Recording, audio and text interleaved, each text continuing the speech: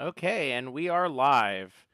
And the thumbnail for the video is a badger, and apparently we're supposed to remember that. So now when you recap it, it'll also explain it to the stream. I'll wait for everyone to be in table plop, and then Oh yeah, I table can flop. recap. I mean, I guess I can start recapping while everyone goes to log in. Okay, I'm logging in.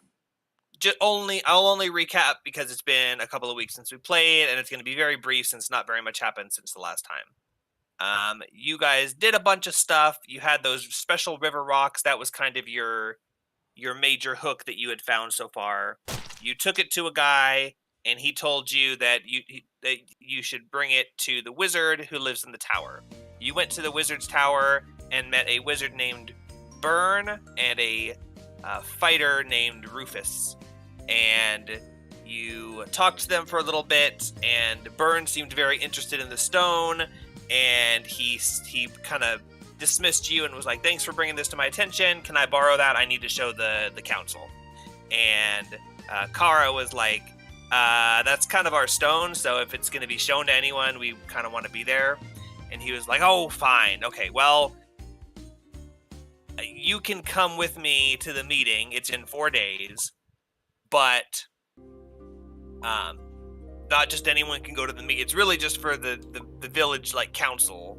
Not just anyone can go there. But since you did bring me this evidence, since you did bring me this important information, and you seem to be decent people, if you can do a couple of jobs for me and earn my trust in the meantime, then I might speak to the council about getting you a seat on the next meeting.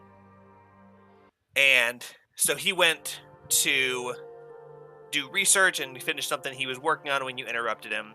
And Rufus told you there was a field where it's been overgrown, etc., and he needed you to clear out the monsters from the field. So you went and found the field and fought a bunch of stuff. There was, funguses and rats and monsters. You killed all of it and you cleared the field. Justina found a golden bracelet, I think it was. Did you ever get XP for that? For the shield?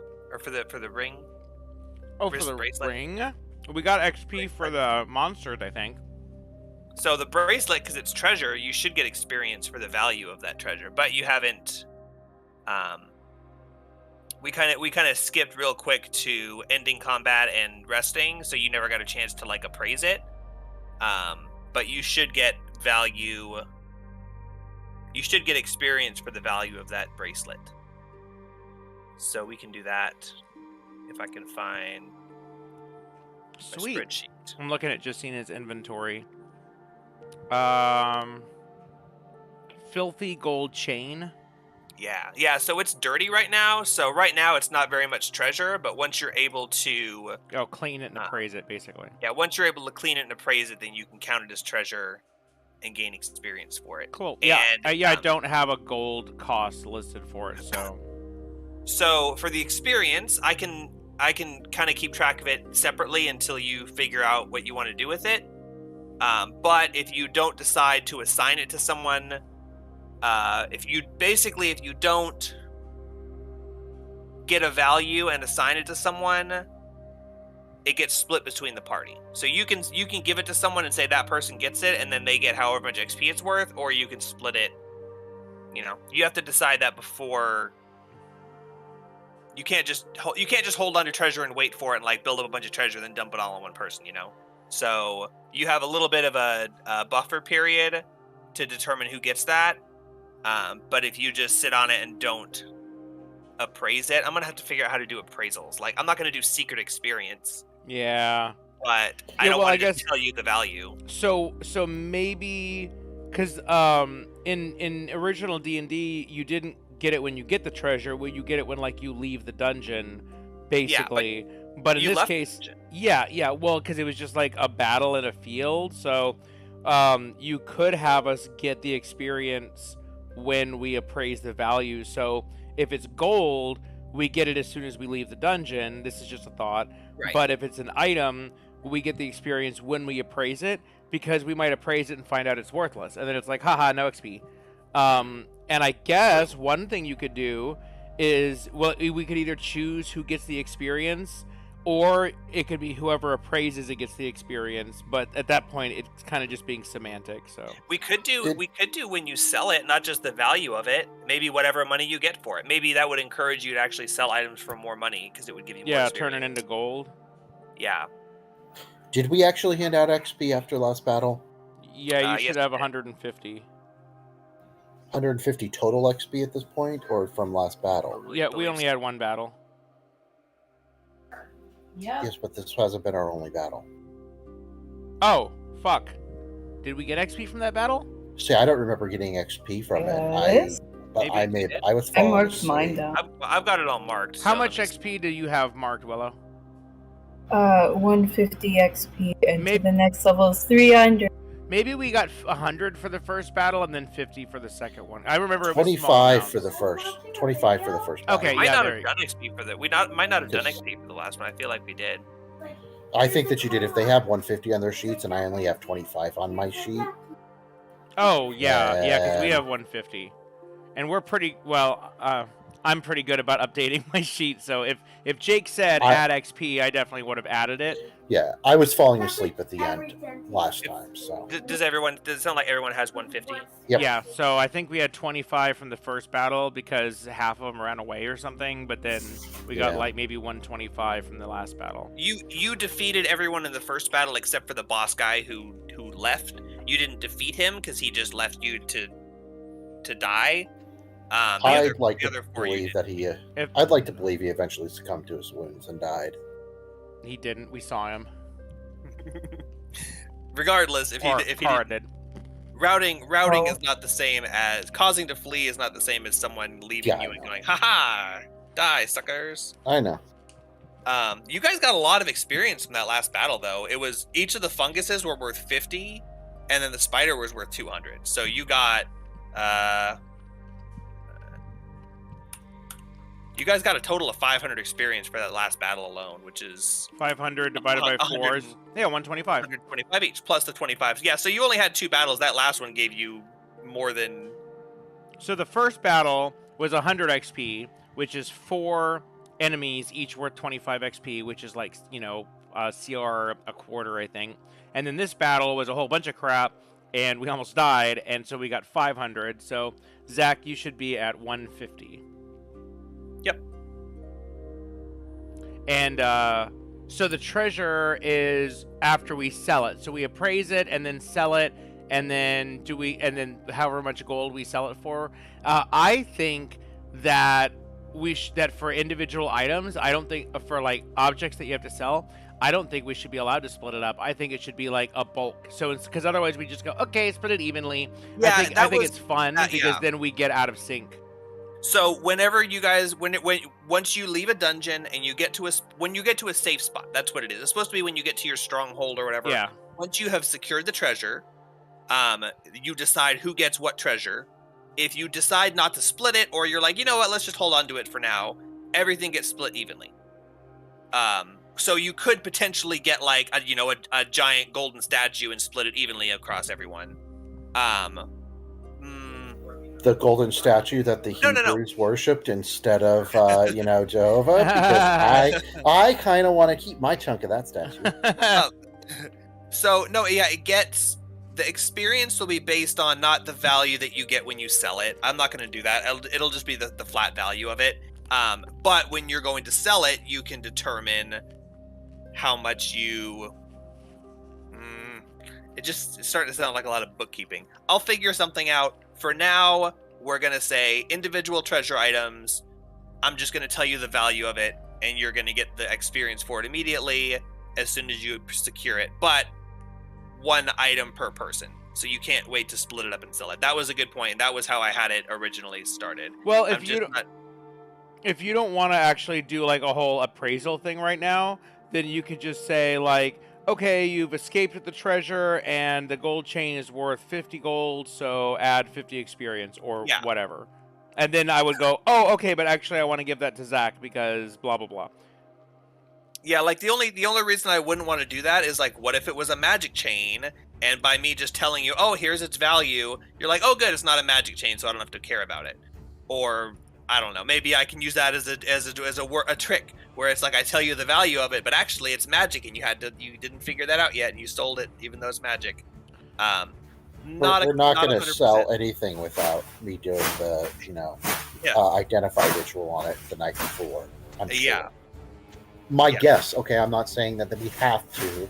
I'm just, Probably a good idea, especially for things that might be magical. But that's why I was trying to look for rules on how they did it, like back in whatever the older editions or whatever. But they're just like it's like one paragraph and it says, and you get experience based on the value of the treasure they get. Based on what I don't have. There's no detail anywhere. So for now, I'm just gonna say that gold chain you have has a value of 25 gold. So Woo! choose a party member to gain an additional 25 experience. Awesome. I vote for me. What do you guys think? see, when you were saying, Yeah. maybe I want to give it to, Zach's character for some reason, I was sitting here laughing, going, that's not going to happen. That's fine. I don't care. Yeah, me neither. Well, don't just give me the XP just because I want it. You get 2 votes technically. Oh yeah. Oh, okay, I want it. I vote that we give the XP to me. Well, if Yeah, you I would- got outvoted. Oh no.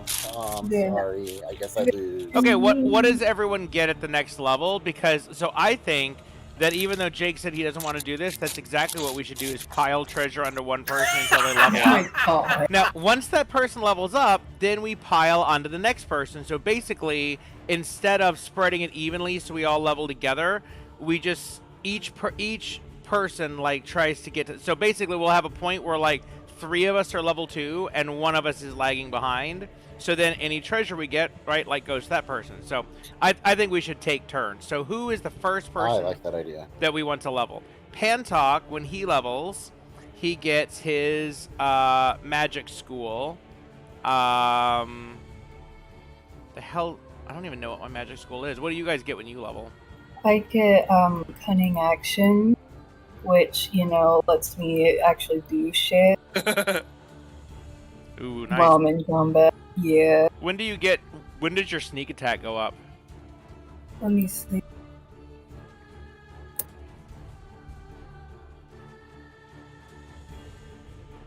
Binks, how'd you get in here? Anyways, Haha, Binky. I don't even remember what my specialty is going to be. Do you remember what it is, Jake? Did you have one? don't know I if you mean, had one. not yet, but I have one planned, but I can't remember what it is. Scribe. Oh yeah. Yeah, you guys don't give a shit about that. yeah. That is not going to help anyone at all. I get a magic quill that lets me scribe spells in my spell book very quickly. And my spell book awakens. You get some okay stuff. Which lets me cast rituals faster. I mean, it really doesn't help anyone in the party. You guys should not care about it. When I hit level 2, I get an arcane tradition. Oh yeah, what's your Ooh. arcane tradition going to be? I don't know. Yeah. Oh yeah, you haven't really. It would probably be like that enchantment or whatever, which is pretty good. I think that you get a good starting one. Yours, Nick, your cool thing, you can replace the damage type of any spell in your spell book. So you could cast like That's lightning right. bolt and make it fire. That's right. So, okay, Pantok, when he levels up, his main thing that affects the party is he has damage type diversity, which right now I feel like is kind of meh. And almost another spell slot. You can cast a ritual spell as a ritual without adding 10 minutes. Oh, that's true. It's One day. yeah. Which I mean, I'm already taking 10, but I'm not going heavy into ritual. So Pantok, I think he could level last even. I mean, he gets another spell, but I don't even know what spell I want. Jacina becomes a god at level 2. Here's what she gets. She gets the guidance cantrip, so she gets another cantrip, so we'll have guidance all the time, which includes that includes initiative. Oh wow. She gets a once per day free guiding bolt. So she gets a new spell, Guiding Bolt, which is the strongest level 1 damage spell besides Magic Missile, and she can cast it twice a day for free. And right, like, so she gets that, but also she gets this thing called Starry Form. In battle as a bonus action, she can use her wild shape. Oh yeah, she also gets wild shape apparently. Oh my god. And she can use her wild shape to take on a starry form of a constellation, which is either an archer who can shoot magical arrows for free, a chalice which makes her have super healing power, or dragon, which makes her really good at concentrating on spells, I guess. Yeah, it's like a concentration counter. I'm gonna do archer and just sit back and go bing bing bing, or she can turn into super healer. Whenever she casts a spell, she also gets a free heal. Every single spell she casts, it has to be a level spell, not a cantrip. But every level 1 spell basically that she casts, it comes with a free heal. So Jacina can go into super damage form or super healer form, which is pretty cool. Zach doesn't know what specialty Toddy is going to be yet, so we're not sure what that benefit's going to be. I think probably likely ones are divination or enchantment. Enchantment's special feature is kind of meh, but I can't remember it very well. Divination is really good. It lets you basically change 1 dice roll per day. I mean, it's a little more complicated, but basically that. So I would think Jacina is a pretty good candidate. However, Yeah. Kara, Yeah. when do you get your next sneak attack upgrade? I'm looking and I can't tell. If Hold you- on. If you It's every second level up. if you Google 5e rogue and click the first link or the second or the third, you can do that with any class and it'll summarize in a table what you get. So your sneak attack does not go up yet. So like Jake just said, it doesn't go up to level 3. So you won't get a damage boost. You do get cunning action, which is really useful because that basically lets you do free dodges and disengages and dashes and stuff. Constantly. Every And single hides, not to mention. Yeah, think of hiding, all the so I can actually make more stealth attack. Yeah, it's very, it's often that you have an unused bonus action. So that way, it's basically like every single turn, you get an extra free action if it's one of those. If you have nothing else to do, then just take the dodge action, and then it makes you harder to hit. It's really just a free action. I think that's really useful. You but... can't dodge with something action. Dash, Really? disengage, ride. Yeah, it's mobility. Oh, that's dumb. Okay, well, fine. Maybe there's another ability that lets you add that. Okay, so I would suggest Jacina first, because it's really just going to help the party. Then Kara, then Toddy, and then Pantok last, because fuck Pantok. Also, I'm playing 2 characters, so if I'm going to go first, it's fair that I also go last. I think both of my characters should level up first. And Toddy can go before Pantok also, because that we don't know what his ability is going to be, but it's probably better than Pantok. I'm just doing order for the scribes because I like it. It's really not going to be super helpful mechanically. It's got some cool stuff. I'm choosing it because I like it, but it's kind of like when I went knowledge cleric. It's not min-maxing at all. So all of that is good, and I'm not going to speak for the party, but I don't think anyone really had a problem with Jacina to begin with, so that was just icing on the cake. So everyone's cool with Jacina getting the XP? Yep. Yeah. Okay, cool. Yep. I will say, though, that's a great plan of level up 1 character before the rest. I am totally not opposed to it. I think that's a great, brilliant. It's like get your AD carry. It's like have one person go top lane, 1 person go jungle. You're maximizing it. Great. Keep in mind, it takes you 10 days of downtime to level up once you gain the experience. So that means that while Jacina's leveling up, everyone else will be doing nothing but they could do normal downtime. Drinking at a bar? Oh boy. Wow, this sucks. I'd hate for that to happen. Ideally, that's cool. Ideally, you each decide on some sort of downtime task you're accomplishing. Toddy could be scribing a custom spell or something like that, or that encourages us to have downtime, because otherwise we only do it for leveling. We all level at the same time, then the downtime's over. But instead, it's like, okay, Jacina's leveling, she's only doing that. What is everyone else doing? And then we just have an opportunity to make money or spend money or join a guild or do a trade skill or stuff like that. Yep. So as long as so that's up to you how you want to strategize that. You can either all level up at once, and like if you're rushed to do something, you might not even have time to level up. It might be like, hey, you guys got to do this now. Like, if you wanted to level up before this council meeting, you wouldn't have time. It's in 3 days. You don't have time to just take 10 days worth of downtime. But if you're just getting back from a dungeon crawl, you're like, yeah, we're gonna go back there soon. You've got time. You're not in a rush. There's not a lot of stuff that's going to be a rush, but there might be something that's time sensitive. So. Yeah, that's up to you guys to strategize. I just don't want you to be like, oh, good, Justina leveled up after this combat. No, you still gotta wait a week of game time. Yeah, thanks for reminding us. Awesome. So Yep. I added, so I wrote down that it's 25 gold, and I added 25 XP. So Justina is now at 175.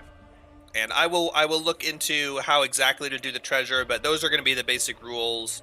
The who gets it is determined when you retrieve the treasure, and you can't split items, but you can split gold however you want. And I'll figure out how to do appraisal. If I want to do like an appraisal or something, maybe I'll keep that to a minimum, and I'll keep the value secret. Also, per old edition rules, magic item does not have gold value for treasure.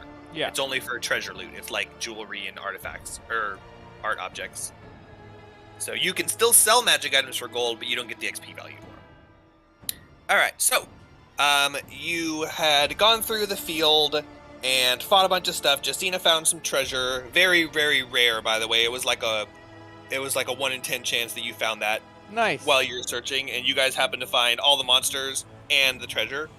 So good thing you split up. So Pantok, I believe, and Toddy nearly died. Oh, the wizards! I just realized it was the wizards, or was it? Yeah. Was it Kara? No, Kara was. I didn't almost. Wait, did I almost die? Yeah, that was fun. Pantuk was on the ground getting chewed on by rats. Yeah, and Toddy got knocked down by That's by- right. Yeah, because my HP still says 0 current hit. Yeah. Oh, Yes. So you both were knocked unconscious. I believe it's been long enough. It was like 2 or 3 hours for both of you or something. You both awaken in the inn. Pantok first, and then Toddy, I believe it was. You're now both awake and severely wounded with 1 HP each. It is still mid-morning. You just started your adventuring day, so it's not quite time for a long rest yet. You are not mortally wounded. You're not bleeding out, need a hospital bed. You're conscious because it's 5e, so you don't have any lingering injuries. You're totally fine. I just wouldn't recommend jumping off any cliffs or going into any battles. But if you would like to, you could take a short rest. You might have already done that. A short rest to recover some hit points. And then you can proceed to go turn in your quest if you would like, and see what else. Another thing is that as you guys were walking into the inn, the bartender mentioned to you, he was like, oh, you guys look pretty beat up. And he said, if you guys are looking for work, I've got a rat problem that I need taken care of at some point. But no rush, take care of yourselves. So you do have a couple of things on the table, and you've got, I believe it was 3 days until that council meeting. So you are all in the inn, and go. Okay, so Pantok, Justina already rolled hit dice, so she must have healed up after battle. Pantok is at 1 hit point and has 1 unused hit dice, so I'm going to roll 1d6 and add my con mod to see how much life I have. 1 sec. Okay, so it's a d6. I'm rolling this one right here. Yay! That's a 6. So that's 6 plus 2, so that puts me at max hit points. So I now have 0 hit dice on Pantok, but he is full HP. All right, and I believe everyone spent every single one of their spell slots, right? I'm checking mine, but I'm pretty sure. Spell slot unearned. You guys had that. Yeah, combat. I spent both of mine. But okay, so just so you know, like that combat was tough. I mean, no offense, you guys played it really stupid, sitting in melee with the 5 speed monsters. That's just fact. But yeah. that just happened. But also, with however difficult it was, you guys got a shit ton of XP. 125 is almost halfway to the next level in a single combat. Think about how many combats Krista had on her own with solo XP, and she just barely is getting level 2. So yeah, that was a lot of XP knocked out at once. But thankfully, after 3rd level, it slows down a little bit. But just wanted to point that out, that was a really good experience. Even though you wasted all of your HP and stuff and spell slots, it was very successful. It was also a good learning experience and not stupid. Yeah, very good, because otherwise we would have died to the Shambling Mountains. You know what? Oh, yeah. You know what, though? Pantalk burned his 2 spell slots on Magic Missile and then took all the damage and died. I mean, went unconscious. So that's not too bad, really. I mean, what else is he going to do when he was alive? He might as well take damage after he used his spell slots. I'm joking. He had Firebolt. Yeah, but I mean, he used his resources. Just like Raxlor, he was trying to burn all of his stuff before he went down. He pretty much did. Oh, actually, I have Arcane Recovery available. So since the day is not over, I'm going to go ahead and update that. And so now I have there we go. So once per day during a short rest, you regain 1 spell slot. So he now has 1 level 1 spell slot. All right, and then Kara and Toddy, did you both complete your short rest? Whatever you would like to do. No, I have not yet. Okay, if you'd like to do that, this is the time to. If you have time. Yeah, I'm gonna use my hit dice to heal up. Okay, and I believe as a wizard you also have Arcane Recovery if you'd like to use it. So Arcane Recovery is once per day. During a short rest, you can burn Arcane Recovery in order to regain 1 spell slot. Yeah, I'm definitely doing that. Alright, hold on, let me roll.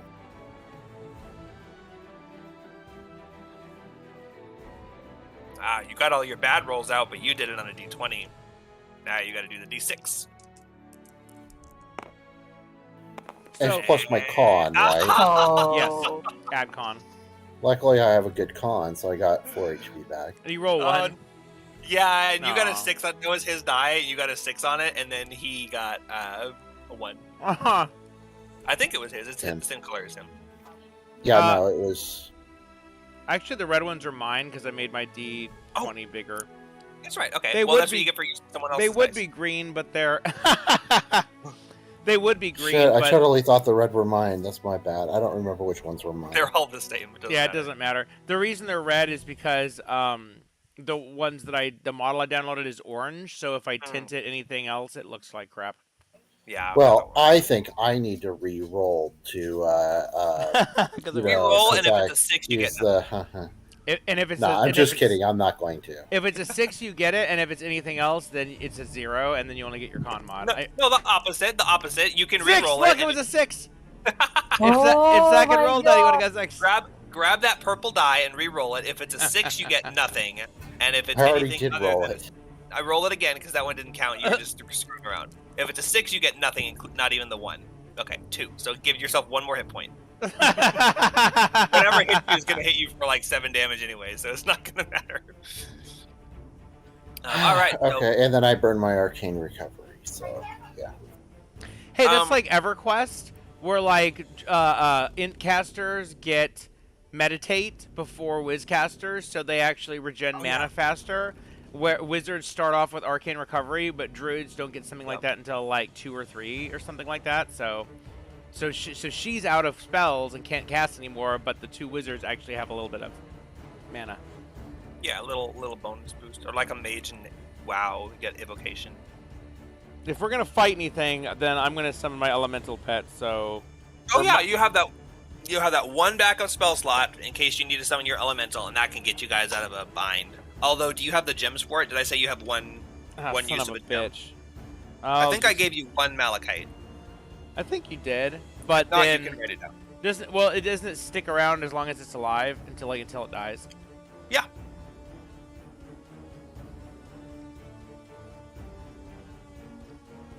I don't Also, see to a cast malachite. identify. Yeah, I think I meant to give you one. We just never wrote it down when we were doing character creation. So you have 1 malachite, which is Oh, enough. look! I to just cast found a malachite Malachite. in the bottom of my bag. Didn't even realize it was there.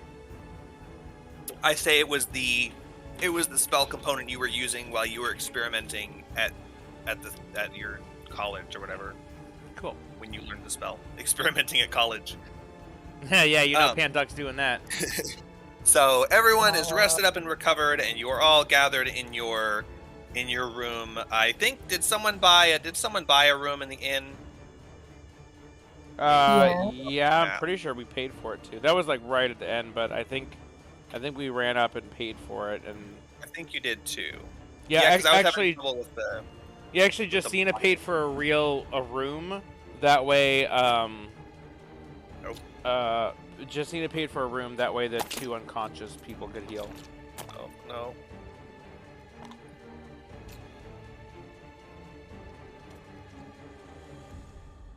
Yeah. So, this room right here is the one you guys purchased. I guess. I mean, it doesn't really matter. It has 2 beds. Doesn't have any on the map, but it's got them. And you guys can see the black on this map this time, right? Yep. Yes. Okay. So yeah, you have a single room that's got 2 beds in it, in the inn, and the rest of you were sleeping in the dormitory. And we'll leave this out for now. But what would you like to do now that you are all rested up?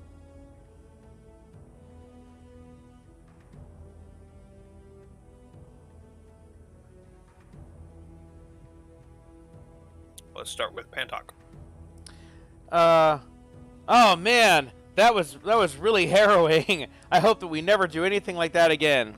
And then Justina goes, "All right, guys. So the innkeeper said he's got a rat problem we can exterminate. So let's do this again." And Pantok goes, "Oh, come on." But it's rats, not shambling mounds. Rats is what was chewing on my corpse. Look, on my unconscious, lifeless body. Look, I've still got chew marks on my ears and toes. And somewhere else. Definitely somewhere else. And he folds his arms and he's pouting in the corner. And Justina says, "Well, there was another task that we could do. What was that again? Do you guys remember what it was?" Something about getting a set of chainmail armor, I think. Oh yeah, for Elmo. Do you remember what that quest was? Yeah, so Elmo can join our party. He wants chainmail and a big, strong battle axe. But where the hell are we gonna get chainmail? We got a clue. Justina sits there and ponders and tries to remember the details of the chainmail quest. As you recall the events of less than 12 hours ago, you remember that the person who gave you this quest, the reward of which was a seat on the council and whatever treasure you may find. In addition, Kara strong-armed him and got him to offer you a battle axe as a reward.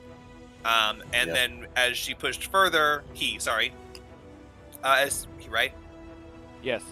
As he pushed further and said, "And how about a suit of chainmail?" The guy said, "No, but if you're that anxious to get both things, he would tell you a place you could get chainmail after you've completed the quest. So he's going to give you a battle axe as a reward, and he will tell you the location where you can possibly find chainmail." Justina says, "Oh, I remember. It was that wizard at the tower, the one that asked us to exterminate the pests that we almost died from. He said that he's got another quest that'll give us an axe as a reward, and if we finish that, then he can also tell us where we can find some chainmail. So we could go down that path, but I don't know. I figured we could knock out the rats while we're here." And Pantuk says, "Well, I don't want any more rats right now, so let's go do the chain axe, whatever, the non-rat one." So Justina and Pantuk are split on what we should do. Because Nice. Nick's an asshole. My god. Now someone else has to pick, because you're role-playing your characters well. If I had 3 characters, it wouldn't be a problem. Well, come Toddy on, thinks that the rats may have chewed on some of the memory centers of our brains. Because I thought the chainmail quest was to go back to that guy's tower and steal it off the wall when he wasn't looking. Obviously, I'm wrong. Well, that's totally something we could do. You know, it'd be kind of funny. But, come on, Pant, you can't be such a wuss about some rats. Come on. I will do whatever because I'm not a pussy, but I'm just letting you know I'm not in the mood for rats right now. And Jacina says, well, I mean, to be fair, it's the rats is kind of like starting a whole new side quest. I mean, we were kind of on the path with this wizard, and we haven't even let him know that, we got rid of those pests, so... I mean, I guess we could do that. I was just thinking while we were here, we could maybe just kill some rats real quick. And then Pantuck goes, ooh, actually, you just reminded me. We're pretty sure there's, like, some kind of secret wizard lair under this place, and the guy denied it, but maybe if we're searching for the rats, we could find it. So now I think we should do the rats. And Justina says, Jesus Christ, just make up your mind. And then she looks over at Toddy and says, okay, Toddy, just you pick, and whatever you say, that's what we're doing. And Pantuck goes, fine. And Pantuck and Justina stare at Toddy. I think we should go downstairs and have another drinking contest. Oh my god. You guys can't pick. So why don't we let a coin flip pick? Okay. Pantuck and Heads Justina for both rats. stick together. Heads for rats. Tails for chain. Seems like Tails should be the rat. Okay. Do you have a real coin, or are you just role-playing that? I'm just role-playing that. Wait, guys, do you have a can roll coin? like a D6. There's Do you have a coin, guys? unfortunately, with all the shit in this game, there's somehow no coin flip that I'm aware of. There's like a quarter, but I don't think you can flip it. Okay, you can. You can roll it like you would a dice. Okay, Yeah, give me. nope. I don't know if shaking it works, but I mean it kind of does. So. Well, it works good enough. Tails for rats. Oh, there it goes. Tails for rats. Tails for rats. That's a tail. Woo! Rats. Ratatouille. Oh, there is a coin. Yeah. It's a quarter. You just finished saying there's no coins. But there's And then I went, I found Nick, did you disconnect for a minute or something? Because we just had this conversation with Jake. No, I just wasn't following on the tabletop. And then I just heard everyone, and then I heard him say, oh, there is one. And then I heard chicka chicka chink, and I was like, wait, what? I like the sound. It feels like it's not as smooth as rolling a die because there's just two sides, so it feels like sometimes when you roll it, it's not really random, but I guess it kind of is. As long as you flip it enough. So tails, that looks like it was rats. So Kara flips the copper coin. Rats again. On tails. Pantuck says, all right, I can't wait to fight some rats. He frequently changes his mind in drastic directions. He'll be totally convicted of of a certain course of action, and then he's very capricious. That's the word. And he'll just suddenly just change his mind on a whim. I'm pretty sure you made that word up. I'm pretty sure that's an article of clothing that girls wear. Oh my god, it is. Capri shorts. It says, given to sudden and unaccountable changes of mood or shorts. Or behavior. Very capricious. Pantuck is emotionally unstable. So he stands up and says, oh, you know what? For all the damage I took, I actually feel healthier than Justina right now. And they both walk out of the room and downstairs, and Pantuck says, okay, Jess, where'd you say we get this quest? And she goes, oh, I think it was the innkeeper. And she walks up to the bartender. Oh, well, guys, I maybe should handle the interactions with the barkeep. This is definitely my area of expertise. Oh, of course, by all means, says Justina. I will buy all.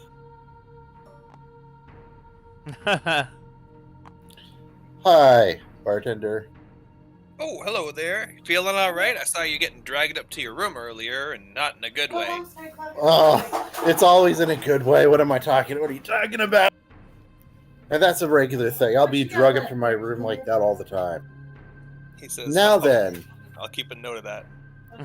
I could definitely use a refill over here on my mug. He says, sure, what are you drinking? Uh-oh, where's the menu, crap? He says, you know what, here, on the house. This seemed to be your favorite before. And he pours you a drink. All right, awesome. Thank you very much. And I go back to the group. All right, guys, I got my drink.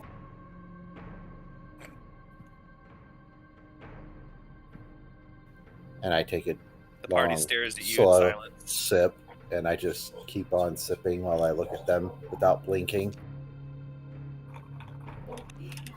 Okay, fine. I see how it's gonna be. And I go back up. Oh, and also, I heard that there was some work exterminating some rats. He says, "Oh, yeah. I told your friend there. I guess you guys must have talked about it.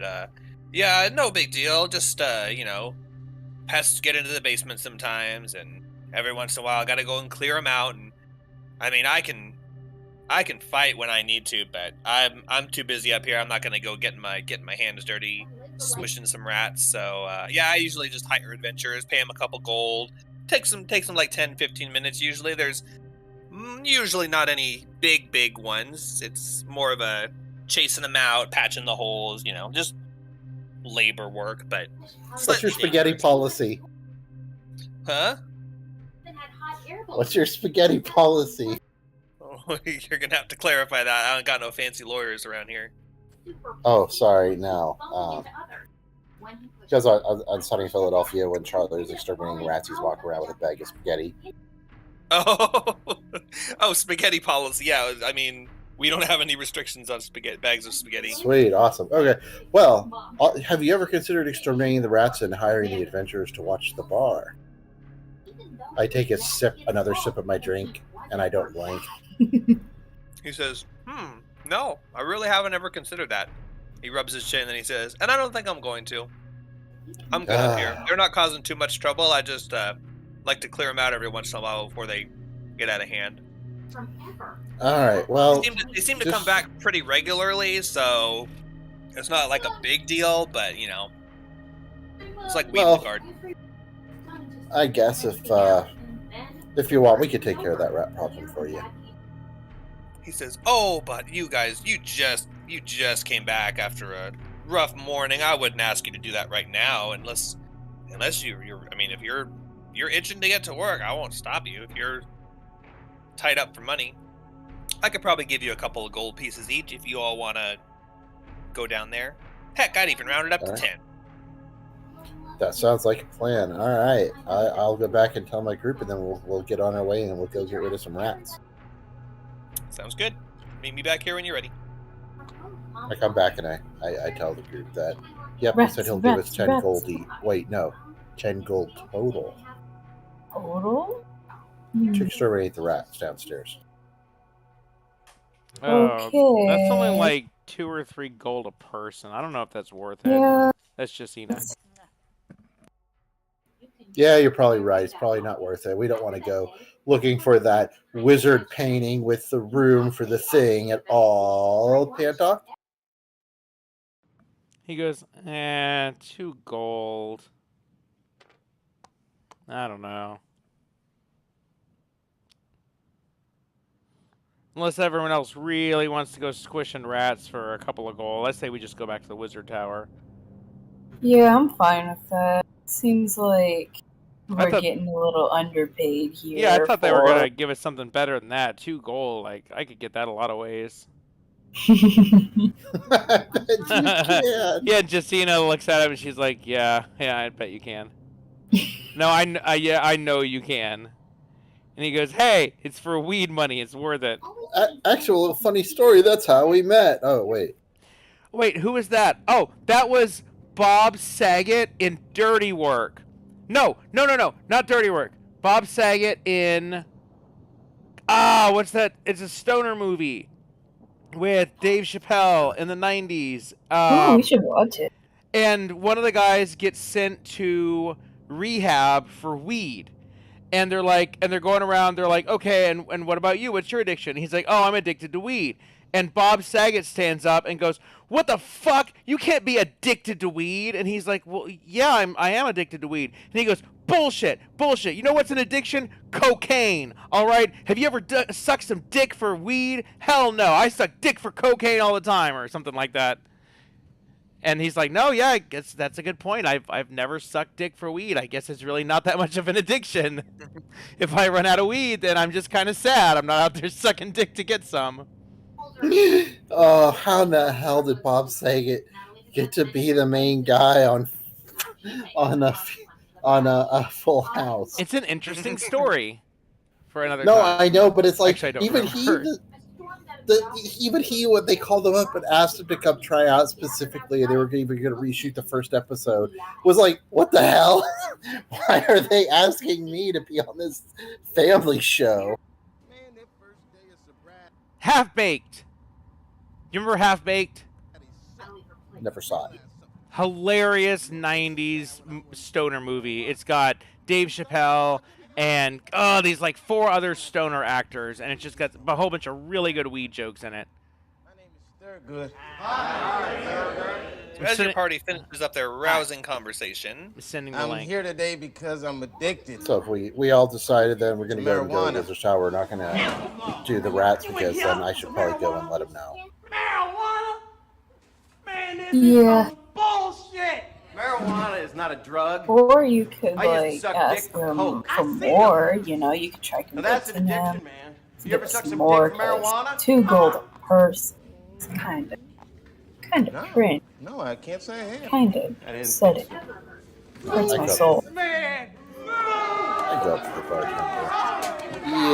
Yeah, talk to the group, and let's just, it doesn't sound like it's going to be worth our trouble for that little of an amount. So,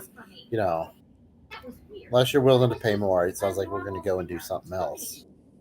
he furrows his brow and he says, "Oh well, that's gonna be the best I can do." And then he leans forward on the bar with his elbows and he motions for you to lean in closer.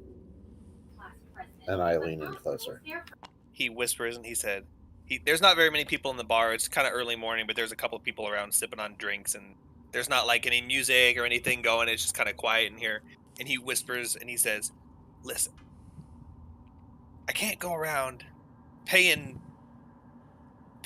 months' wages to squish a few rats in the basement, because then everyone will come in here and be like, 'Oh, I want to squish the rats. I want to squish the rats.'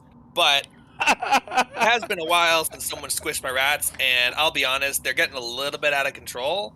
So, for one time and one time only, and I can find someone else. There's plenty of people. You saw that big old fighter guy. I could probably get him with this much.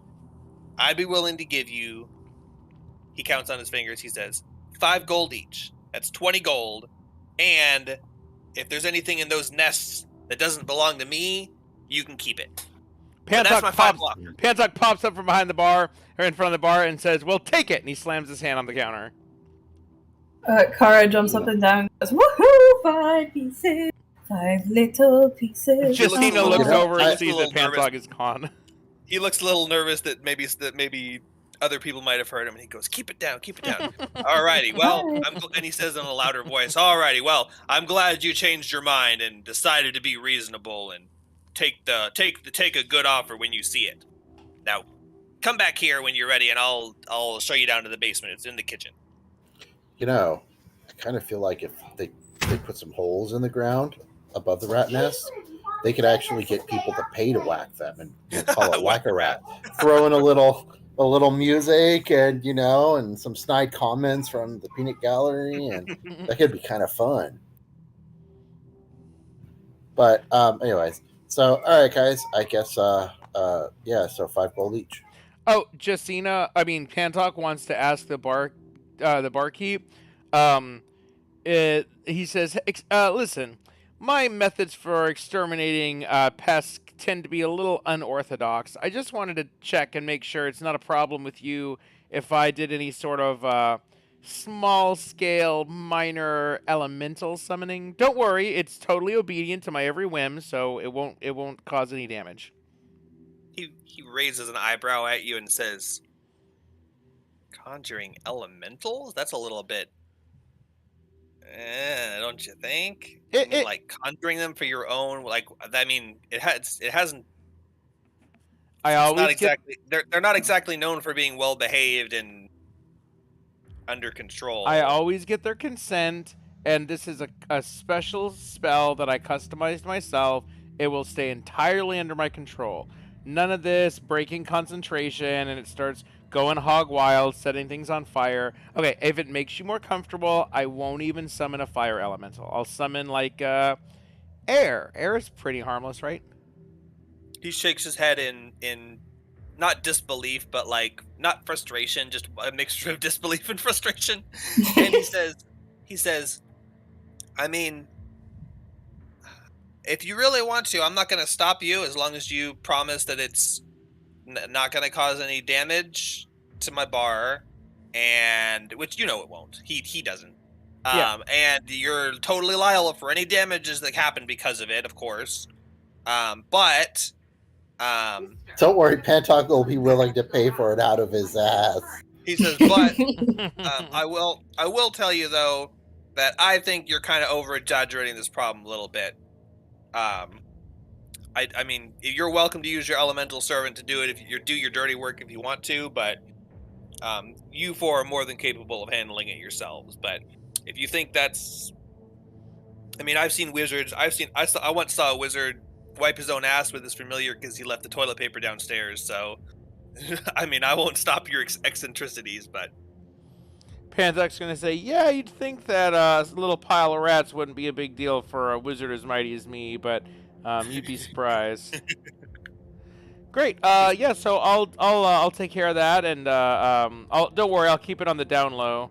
Pantok's plan is he's going to get like a cloak and like a coconut and like a hat, and make and dress up the elemental when it's around town, so it'll look like a. Maybe I should do it with earth. What do you guys think? Would earth be easier? What element should I use?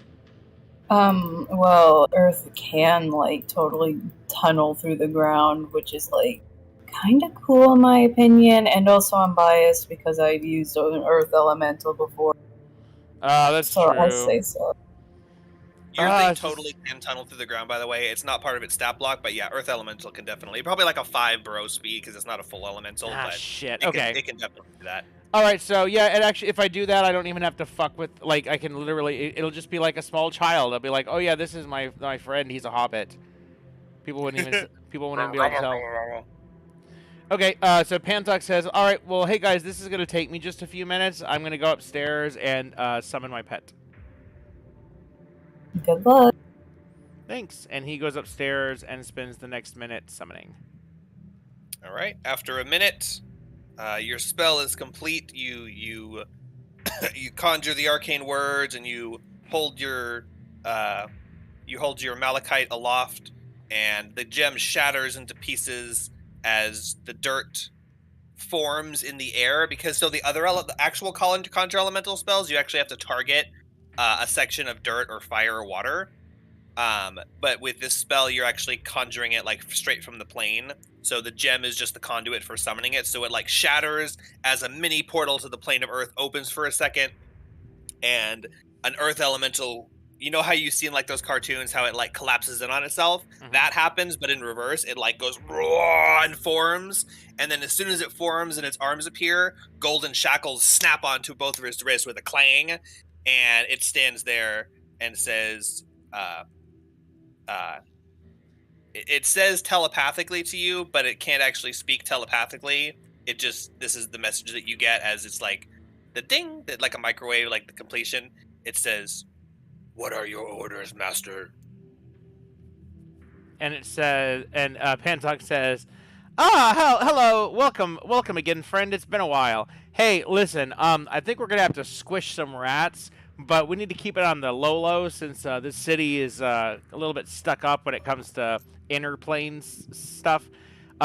So I'm just gonna dress you up like this, and he gets like a cloak and puts it around like his shoulders, and the cloak has like little sleeves coming off of it, and Pantok puts little like fake hands in it that he fashions, and then he and pulls it up over his head, so he looks like what does he look like? Okay, I'm picturing kind of like E.T. when he's in that ghost costume and they can't see who he is, but he's like, you know, bumping into walls and stuff like that. Yeah. So it's like that. So he's wearing like this cloak that looks like he just has his arms flat at his side the whole time, and his head, his like face is covered up, and he's just kind of like bumping into dressers and stuff. as I guide him.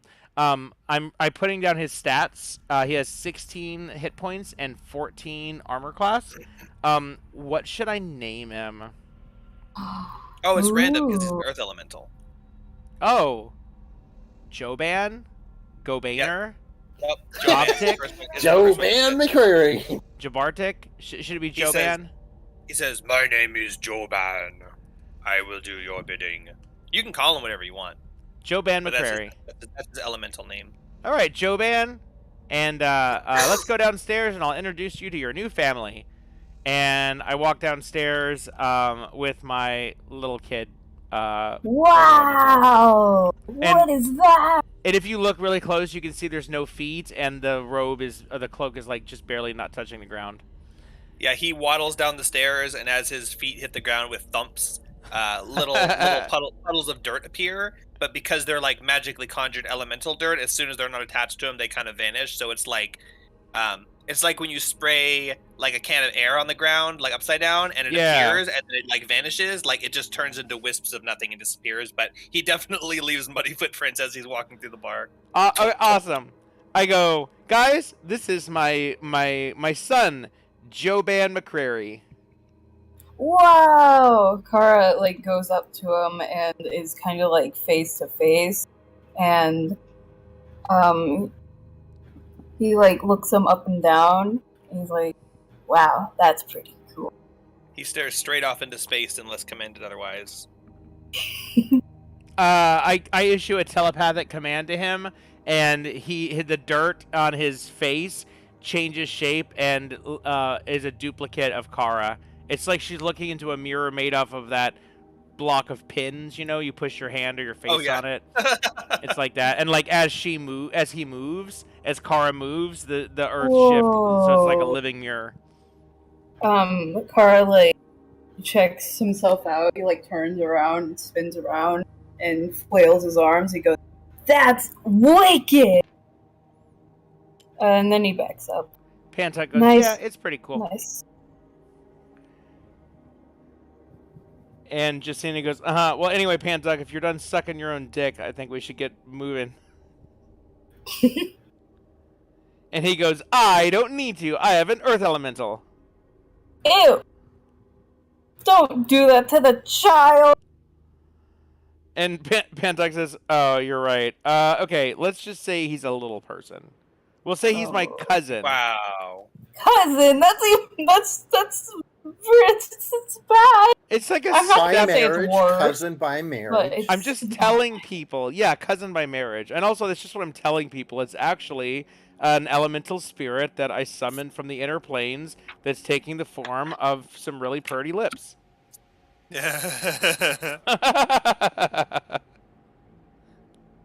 Pantuck's like, why do you think I got into elemental summoning? And Justina says, all right, let's go. So where's this? Let's find this basement. Did the barkeep show us where it was? When we're ready, he's going to. I'd say we're ready. Because he has to let us behind ready the when bar. you guys are. If anybody sees any casks of beer laying around that he won't notice go missing. Well, I'm ready, says Pantuck. And Justina says, yeah, I guess I'm as ready as I'm going to be. Same here. Ready. All right, we're following you. Ready. We're following Toddy. Go, Toddy, Well, that go. seems like a really bad idea.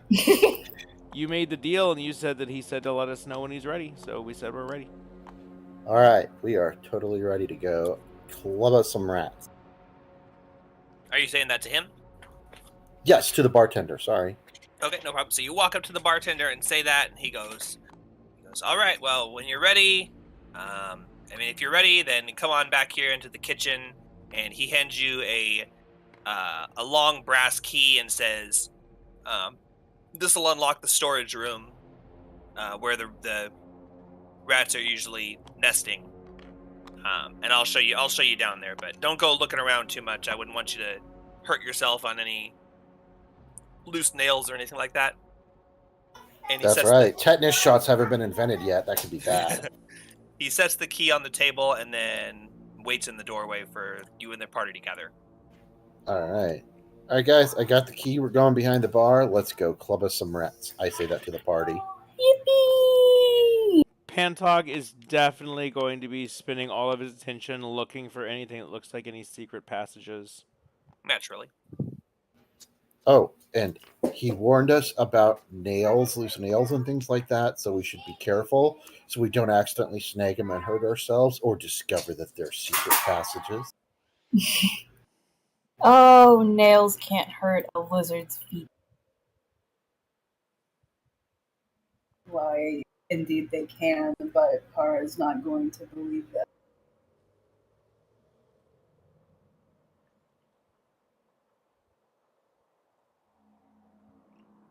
He awaits the rest of the party to gather. We are ready, and we follow them. We follow the You bartender. ever feel like Nick might be doing something else? I feel like Nick may not be in the game. I'm Like in he the. just might be alt tagged. Your characters have not moved. Half the party is currently. Oh, that's right. That's Oh, right. That's look right. at Table me. flop, table flop. I'm Nick, and I'm moving my characters. There's one of them now. Here comes the other one. Do-do-do. I forgot we were moving characters. we spent a while in the exact same location, so I actually literally forgot that we move. I'm like, okay, I follow, and you're like, no, you don't. Are you commanding your Earth Elemental to follow? Oh, is my Earth? Oh, there he is! Oh my God! Oh, that's right. Yeah, you just go haven't watched ban too You much. just of now the saw Elemental. him? No, I was tabbed out because nothing's changed on the map in the last hour. Oh, So I was- So he was, huh? Well, yeah, I was reading my Whoa. character. I was looking at my character sheets, and I was tabbing over to my custom spell slots. Like, there hasn't been an update on this app in a while, so I Sure totally you- forgot we were doing anything with it. Sure, people you have were been definitely not moving looking around. at porn. we could use this as like a little notif sound. Oh, Hey. does it make a sound? I have my sound. Yeah, it on. makes a sound. Yeah, it's pretty quiet. I have my sound. Yeah, how do we on. do it again? What is it? Control or is it Tab. tab? It's So as your party approaches him, he says, "Alrighty, let me show you. This is the kitchen. We'll pass through here, and then if my eraser will work." He says, "Uh-oh. I hope I can erase." Did I tell you about when we went to Waffle House when Deanna first started working there, and she wanted to show us something in the back, so we misunderstood, God. and we all walked behind the counter from like the front, and it was really embarrassing. And then they were like, go back, and we had to run out, and we looked really stupid. They're like, there's a door in the back, and you're supposed to go around. We're like, oh. Okay, that works. Why won't this one work? Yeah, it's not Is it erasing. because it's? Oh, damn it. Okay. I think I have two merged together. Hold on, let me. It doesn't matter. It doesn't matter. This room is not nondescript. I'll describe it to you. There is. Oh, there's a staircase leading up to. Let me just read the room description. Behind him, he leads you. What? Oh, that's a letter. I-5. There's a huge fireplace on the right with currently there's not very much on it, just a couple of soup pots and loaves of red bread keeping warm. And there's a woman in the room Sorry. in the place preparing food and stuff, chopping vegetables and cleaning and doing various kitchen tasks. At the far west end, so opposite of the wall from you, is a staircase leading up, and beneath it, a staircase leading down. And he says, "Follow me down the staircase, and I'll show you to the room, and then I gotta get back upstairs." And he starts walking down the stairs. If Pantok had invisibility, he'd so go up the stairs right now. He and Jacina and the Earth Elemental follow down the stairs. Kara follows down the stairs as well. I don't know why this map is so big either. What the heck did I do? I don't know. This one's accurate. Wait, are these 10-foot squares? That's why they're 10-foot squares. Aw. Aw. This needs to be bigger because these squares are 10 feet.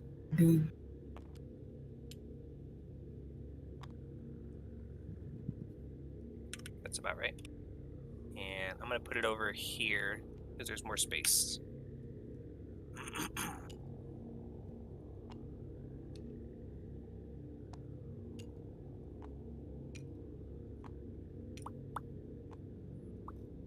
I think that's everyone. I want to bring my mini Pantok. Where's the elemental? There it is. Joban McCrary. Alright, Joban Joban follows McCrary. down the stairs last, going pum, pum, pum. One day, Jodan McCrary is going to be watching this stream, and he's going to go, I wonder if that's named after me. Okay, Jodan was already in his 70s, like 25 years ago when this happened. If Jodan is watching this stream right now or at some point in the future, he's probably watching it while he's burning in hell.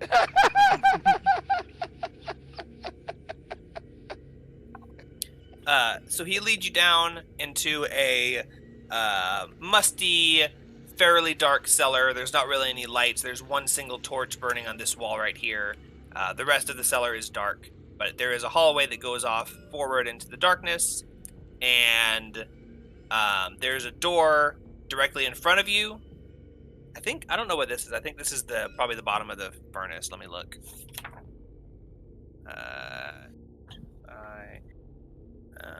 It's actually a small kitchen. It's like a downstairs kitchen. So there's random like cooking stuff in there, but it's not a very big kitchen. Just a small little cook space, an extra cooking space, basically.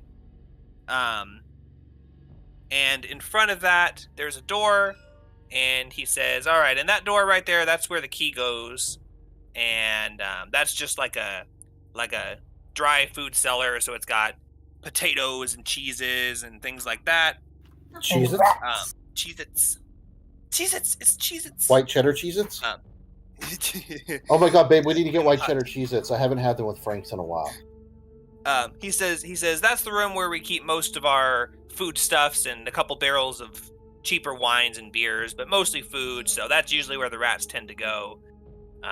He says, don't worry about the rest of the basement. That's mostly just storage and extra space if we need, for whatever reason, I don't know. You never know when you need extra space. And we hear muffled cries of help coming from behind some barrels. He says, I mean, you're welcome to look around if you want. Like I said, just be careful. And he says, all right, I'm going back upstairs. That key will open the door, and just, be careful. They're rats, but they're just rats, but just, be careful. Don't send the wizard in first. And he goes back upstairs. He says, holler if you need me. Okay, now that he's out of earshot. Okay, so if one of us dies, we didn't sign any indemnity clauses or anything like that. It was all word of mouth. Everyone forget that he said we're responsible and he's not liable. Got it? Cool. Gotcha. Sounds good. But I ain't dying. Also, I might. I think that we should explore the key room last. I think we should check out the whole rest of the basement. Honestly, I was thinking the same thing. Maybe I could go up ahead, sneaking around. So Yeah. I can find some stuff. Do what you do best. Hell yeah. I would like to start stealthing down this hallway. Alrighty. And you have dark vision, yes? Yes. Alright. So you sneak your way down the hallway. You can make a stealth check if you'd like to. Okay.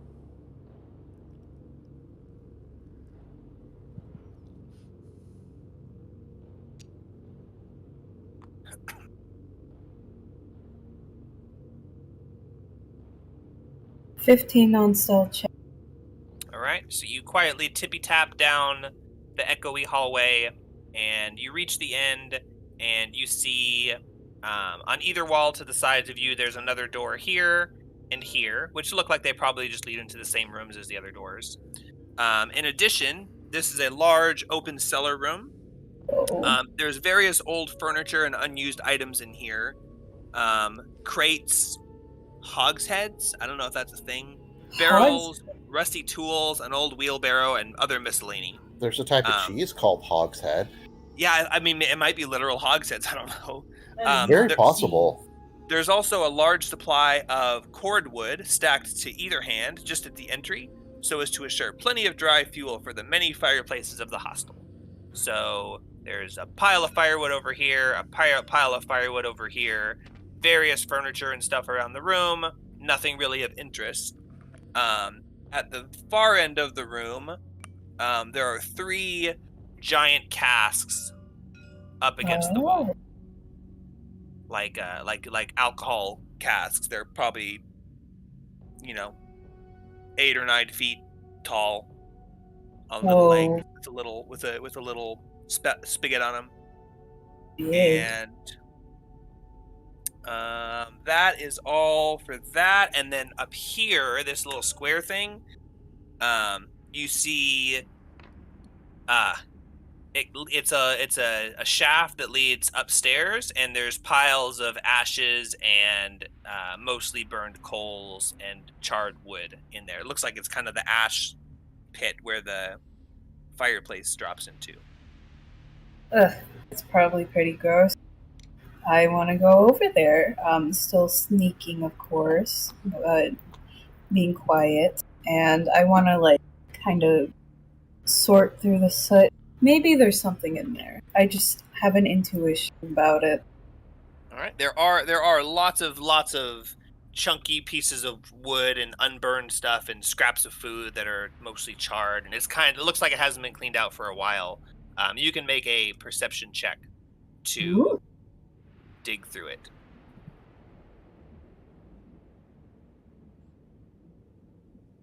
$11.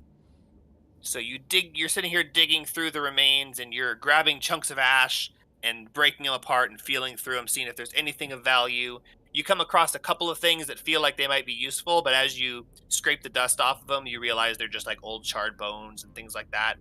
And you don't find anything that looks like it would be of any value to anyone when your hands are now covered in ash. I sigh and kind of dust my hands off and turn around and see all this miscellaneous furniture. If there's anything that might stick out, I would like to go searching for it. Just anything out of the ordinary. There's a couple of crates, sealed, looking like sealed Ooh. crates.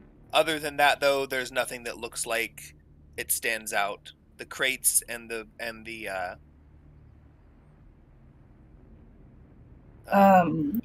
bunches of barrels and things like that, and then the 3 giant casks at the far end. Okay, I want to go up to one of the crates, and I don't have a crowbar, but I do have other things that could possibly open it, like my rapier or daggers or something like that. Just anything to try to pry open the wood. Yeah. What would you like to try to do? Pry open the crate with my dagger. I was gonna say those are all things that you could use. And which one would you like to try and use? You said you want to try your dagger. You don't have a crowbar? Surprisingly, no. I might. Hold on. I do not have a crowbar. I don't have anything that would be better at prying. That's just Ada and Pantalk, by the way. That might be something you would think about buying at the blacksmith next time you're upstairs. Yeah, crowbars are nice to have. Yeah. That's true. We're going to be in the basement dying, and the door is going to be jammed shut, and we're going to be like, if only we had a crowbar, we could get out. Yeah? You don't have one, right, Toddy? No. Okay. Well, that's something to write down. Pick up crowbar. Anyways. Did you say you were using your dagger to pry it open? Yes. Okay, and just FYI, I know it kind of looks like it. There's not really much in here. Gygax didn't like to actually draw things on the maps, apparently. These are pillars, like posts. They're not the crates and stuff. Those are just like spread. That's what I thought. I thought they were pillars. I just have my character around one to make it look like he's standing next to a crate. But in reality, he's just by a pillar. I could put like some. Could draw one. Put like some chests and barrels and stuff. Oh, wow. They're not chests, though.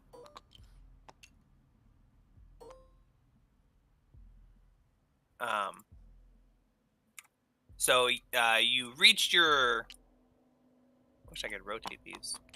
You reach your dagger in between the cracks of the crate, and you start to prise it open. Make a dexterity check. Woohoo! Oh, These are the casks I was talking about. I'm just trying to make it topple over. natural ones, so like. Oh, good. Oh, So you reach your dagger into the crate lid, and you start to carefully pry it open. Oh. And as you're watching it and trying to get a peek at what's inside, you don't realize that the it's not sealed at all. It's not nailed down. It's just loosely resting on top. And it starts to slide away from you. And you jump up and reach to grab the lid, but you miss. You can't quite catch it in time. And it slams down on the ground and echoes through the cavern with a loud clattering and clanking of wood. Oh. And there's a few moments of silence, and then you hear shouting down the stairs. Everything okay down there? He's starting to get more concerned, and he's not nearly as concerned as he should be. Pantok shouts up and goes, yeah, pretty big rats down here. Don't worry, we're good. All right, well, holler if you need anything. Remember, don't be mucking up my stuff down there. No, just we're totally on task, 100%. And as you peer into the crate, hoping you at least got something for your efforts, alas, there is nothing. It is empty and filled with some shreds of straw that might have been used for the previous shipment. I'm definitely not over here violating this boar's head. I sigh heavily, and Teeth give you something to, really it's a slam cask, into. by the way. It was just listing different names for casks. So it's probably a cask of boar's head cheese. That's what I believe. It's one half of a butt, and twice a barrel. Anyway, I sneak back to my party, and I am like frowning. I look miserable, and I go, no, I can't ash all find over your anything. Yeah. Justina goes, what a surprise. The basement is full of basement stuff. Now let's go kill those rats. Okay, it's rat time. Who has the key? Toddy. I do. Go ahead, Toddy.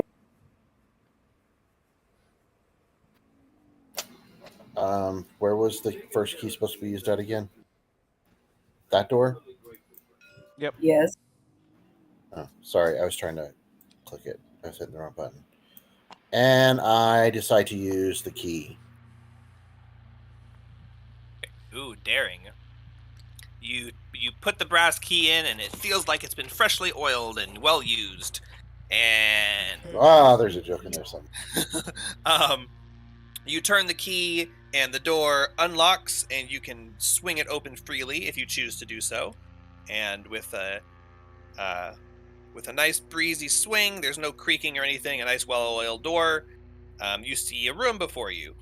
And this room is exactly what he described. It's got, it's kind of cool. The walls are made of thick stone, and this room is cooler than the rooms around it. There's wax-wrapped cheeses. Smoking a cigarette. It's very cool. A lot cooler than the other. It feels like the underside of the pillow. Cooler than the other side of the pillow. There's like root vegetables, but mostly it's cheeses, preserved meats, and there's a couple small barrels with labels carved into them that say things like ale and mead and various foodstuffs. And back in the corner, you see a ladder and an open. You see like it's a 5x5 hole with a ladder leading down. This room looks mostly clean and well kept. It doesn't look like there's any rats in here. Nice. Jeez. Pantok says, the rats must be hiding. Yeah, the rats probably are hiding. You guys see that ladder over there? A ladder? Wait, what was it again? A I ladder. might have misheard. Okay, it is a ladder. Not wrong. Ooh, let's follow the ladder. Oh, but first Okay, I want to snack on some of this cheese. I was gonna do the same thing, my friend. Pentalk is snacking on the cheese. So is All right, Kara. you bust in. How are you gonna bust into this wheel of cheese? It's about 3 feet wide and about a foot thick, and it's covered in a thick waxy rind. Oh, This is literally man. theft, I'm and it's stabbing going to be it. very obvious who did the theft. Not Just if we are wild careful to shape make it rat. look like rat bites. Okay, Yep. Or Wild we could shape eat rat. all the cheese and you won't know it's gone. okay. I have a hand axe and a small no, the whole wheel. I have a hand axe and a small knife. I want to use the hand axe to kind of chop off a small wedge, and then use my small knife to make a bunch of small gouges that make it look like it's a rat bites. Big All right, brain. make a dexterity deception check. Dexterity deception. Now that's creative. Okay, dexterity, deception. You know, we could just keep coming back down here and continue God making damn it it. look like there are rats. Your first whack Getting into the paid. cheese, and it just gashes it straight open. It actually turns out it was a soft cheese. So as you gash into it, like 3 spurts into your face, and you're covered in just like super stinky cheese. Oh shit! Oh. There's a big old At least hole it that got wasn't popped in it. Camembert. It's like ruptured, and so it's got a giant axe mark in it that's like gone almost all the way through it. Your axe is covered in cheese. You have an axe, A hand axe, yes, and now it's cheesy. and it's cheesy. Now it is covered in cheese, as is your face and your shirt. Pantalk wipes the cheese globs out of his eyes and flicks it onto the ground dramatically, and then he goes, "It was a soft cheese," and there's like cheese dripping into his mouth, and then he licks the cheese off his face and goes, "Ooh, Camembert." Kara got Have you ever actually splattered eaten by Camembert? No. Is it gross? I can assure you that if you had ever once in your life ever tried Camembert, even as a joke, you would not have just said that as a joke. I've had 3. Is it similar? I'm afraid. No. Camembert is about as close to Casu Marzu as you can get. It I'm has assuming- mold. Yeah, it's mold. Except yeah, a lot of cheese has mold, but this Oh, is really? no, this is not like a blue cheese. This is like they took the mold, they let it rot, they ate it, shat it out, What? fermented it again, let it rot some more, and then like somehow turned it into a paste. I mean, I think it you is might have had some bad disgusting. Camembert. What? I did not have bad Camembert. It is bad.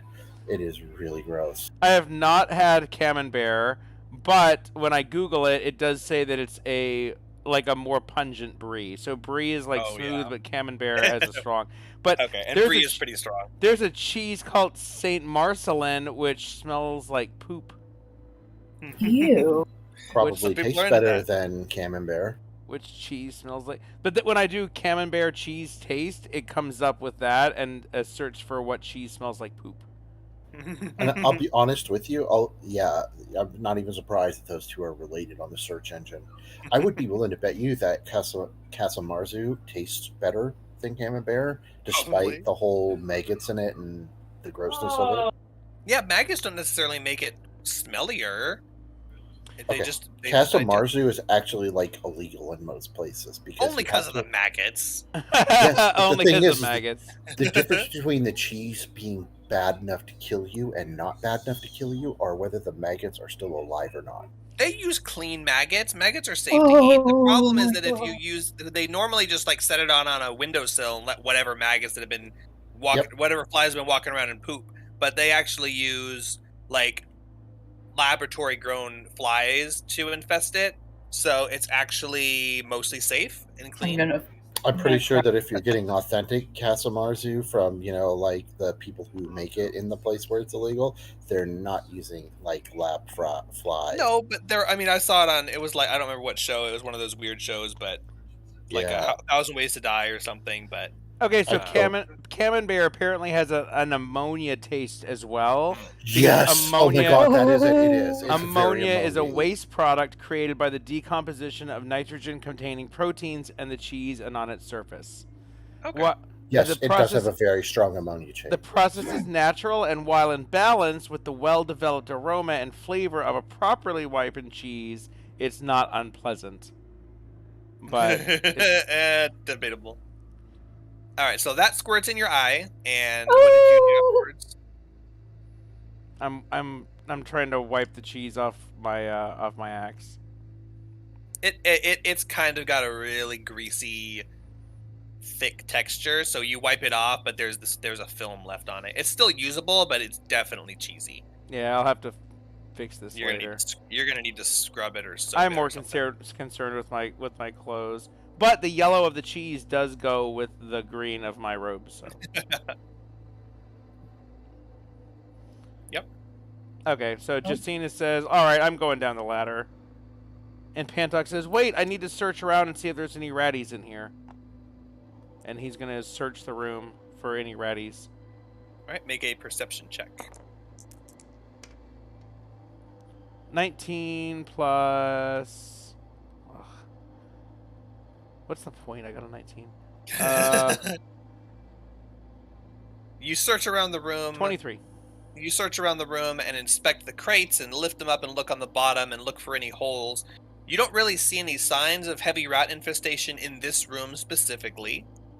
There is the ladder that leads downstairs, and there's a couple of like chew marks and stuff around that it looks like there might have been rats in here at some point, so it's not entirely untruthful, but you see no sign of any infestation in this room digging through. In addition, you don't see anything special or useful or secret in here. As you dig around and look, you're always looking for hidden latches and things like that. There's nothing special in here, just a bunch of cheese and foods. But it is safe. You know, I'm not really seeing any rats around here. I'm kind of getting concerned that maybe this guy's bullshitting us. And Whoa. Well, why would he bullshit us? Justina says, "Yeah, that doesn't make any sense. Let's just get moving." And she's climbing down the ladder. Pantek says, "I don't know. Sometimes people just bullshit." And he follows. And he motions towards Joban and says, "Come on, Joban, let's go squish some rats." Right, so I'm Justina was so climbing down the ladder. old. Justina was climbing down the ladder. Yep. Oh, we're gonna be captured and put into like a fighting pit, aren't we? Oh boy. Ooh, or a sex slave ring. So Oh, you climb no. you climb down the ladder, and this room is even colder than the room above. It feels like this kind of is, the kind of underground is where it's cooler, so it feels like this room is kind of almost like an AC. Like this cold room kind of emanates up, builds in that room, and then keeps it cool with the doors shut. This light is not here, but there are tables and barrels and things like that. It looks like this is just kind of extra storage, but maybe not quite frequently as used. There are a couple of empty barrels, and you see in one of the kind of like the dark farthest corner of the room, you do see a number of The rats beast. kind of walking around half-heartedly, not looking aggressive. They don't look like they're not swarming. There's not any giant ones. They're just kind of Oops. walking around and doing rat stuff just out in the open. Justina whispers up the ladder before she climbs all the way down. "Guys, I found the rats. It's full of them down here." And Pantok says, "Ooh, let me send in my pet and squish them all."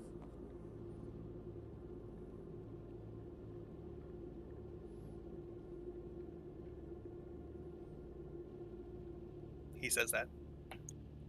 Anyone else respond? I was gonna let you. Yeah, me too.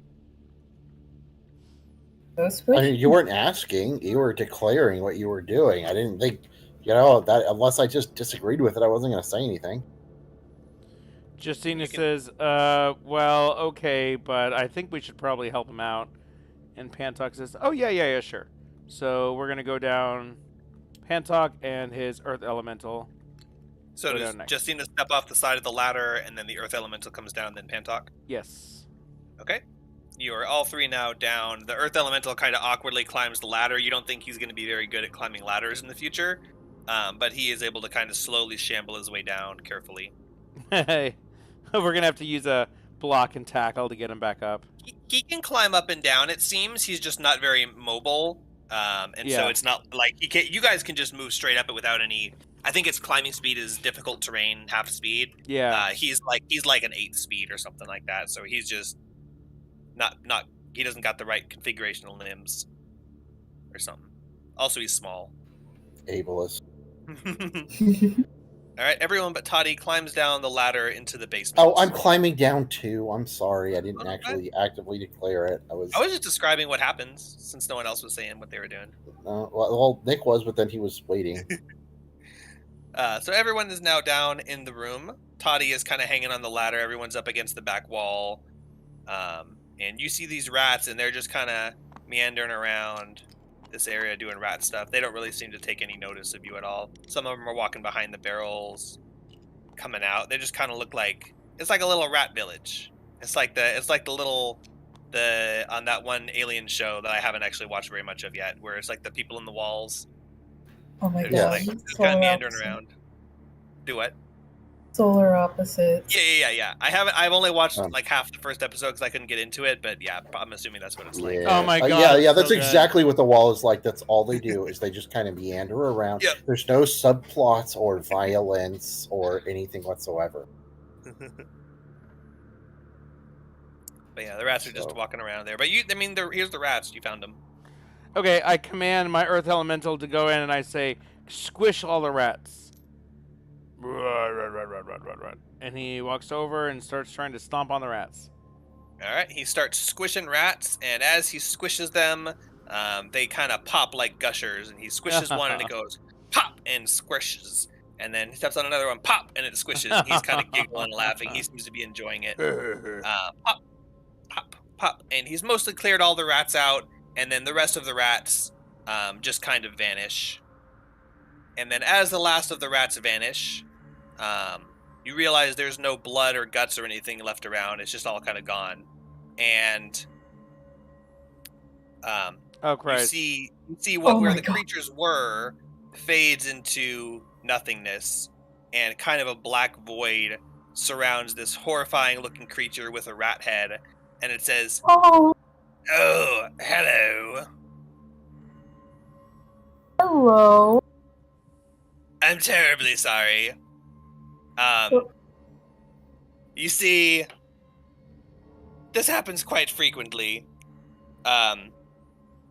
There's not really a rat problem down here, as you've probably been told.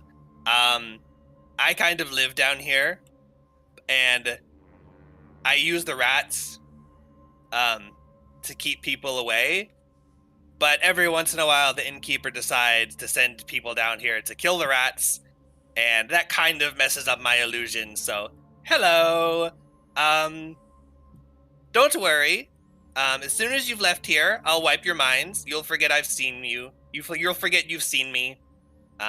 No worries. You can go back and tell him you've defeated the rats and claim your reward. There's no need to wipe our minds. We won't say anything about your presence down here. If you want to live This- down here, go ahead. We're not stopping This sounds you. like a good gig. We could come back down here on a pretty regular basis, pop some rats, go back up, get paid. He says, Yeah. yes, absolutely. However, every time you do that, of course, you will be doing it blindly since you don't know that I'm here. But you will go upstairs and completely believe that you have defeated the rats, and of course, that is technically true. Okay, but you don't have to wipe our minds. He says, but if I don't wipe your minds, what if you tell someone I'm down here? How Oh can my I god, what trust the hell is that trust- standing in the middle of the room? It's almost as if my mind got wiped and I just recognized it again. Hey, do It's you know the- any? Oh, sorry, memory issues. Do you know any secret passages down here that we could fuck with instead of trying to fight you or whatever? He says, oh, there's no need to fight me. You wouldn't have a chance anyway, but Do I think he's telling the truth? make an insight check. Do I recognize? Make an insight check, and Zach, you can make an Arcana check. Oh, come on! Oh, Really need this one. Zach, please make this check. Really, really need this check. What did you roll? I was looking at my A one. Arcana. 1. Oh my god. See, I did get rid of all the good rolls on your die earlier. With the insight check, you don't really think there's no tone of deceit in his voice, but you can't really tell one way or the other. With a 17, you no, because don't. I have +6 to Arcana, 23.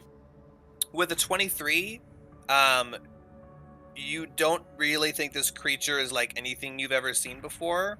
It does look sort of demonic or abyssal in nature, but it looks like it described wiping your mind, which is something that there's a creature called a false hydra would do. But this doesn't look like a false hydra, and you get the feeling it's more demonic and evil than that. But this guy seems pretty chill. But you definitely think that he would have the ability to wipe your mind. And you also think that it is not something that you could really mess with. So you kind of either have to do what he says or talk him into it. Otherwise, there's not something you could fight about. Before he wipes our mind, I'm kind of curious to find out what he's doing down here. So I was thinking about talking to it a little bit more. go ahead. So, yeah, what are you doing down here, if I might ask? You're going to wipe our minds, right? So it doesn't matter what you tell us. But if you would be so kind as to satisfy my curiosity, I know you're going to wipe our minds anyway, so I won't remember. So it won't hurt to tell us. But in the meantime, I'm really curious. What are you doing down here, and why the rat illusion? He says, yes. Everyone who comes down here usually asks the same questions, and of course I'm happy to oblige, since, as you said, your minds will be wiped shortly thereafter. You may have heard of the... Wait, Can I give it a guess? And if I happen to guess close, the deal is you don't wipe our mind? Oh. Sure. I'm willing to take that offer. I've been down here for a long time. Oh. I am betting that this is originally a place where you lived in the first place. There's some sort of magical fault line or something that you feed off of. And you don't want to move and you don't want to leave because you've grown accustomed to this area. So you maintain the rat illusion and just exist down here living your life off of your ley line. He turns his head, how it's kind of twisted to the side. He twists it and then twists it back and then twists it 360 degrees. And he says, good guess. I like your inquisitive mind. I bet it tastes delicious. But no, unfortunately, I only came here fairly recently. You may have heard of the Temple of Elemental Evil, which is nearby. It's somewhat of a legend amongst you people. Yeah? Yeah. People? Yeah. Not the Just time. kidding. Not the time to be People. woke. Just kidding, I don't care. And I'm says- sure my brain might be yummy, but there's yummier things. He says, well, There's I- yummier I- parts of my body for you to feast on. Wink, Oh. wink. he says, I have no affiliation with living beings of any sort. So no worries. I'm not good nor evil by your standards. He says, the cultists who had gathered there attempted to summon me as some sort of a slave to use in their path of destruction. Of course, I quickly ate their souls and their bodies and left that place of my own free will. But I was kind of trapped here since they summoned me and then closed the rift, so I came to this town and made my way down here in the form of a rat, and now I live here. So I've been here for a few years, and I don't really hunger or eat or need sustenance, but it is nice every once in a while to have a chat with adventurers and feast on their stories and perhaps the occasional magic item that they offer me. He says, yes, I love the taste of magic items. This magic. Never mind. Magic item. So we don't know what kind of creature he actually is, right? No, with a 23, So- you don't recognize it as any creature that has been in existence or written about. It's similar to a false hydra of some kind of demonic origin, but it seems like a unique creature. So basically, you're stuck here. Do you like being stuck here, or is it a case of you might reward us if we were to open the portal to get you sent back to whence you came?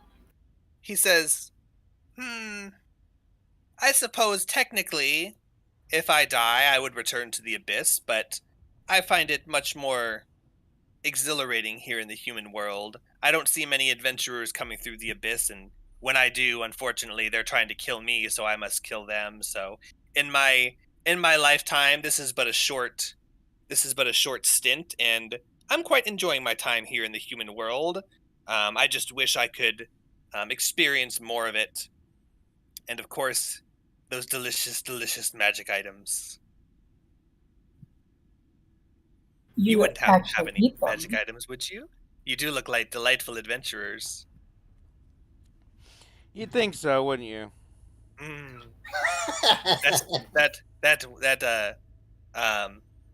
Does anyone have anything that looks magical on them?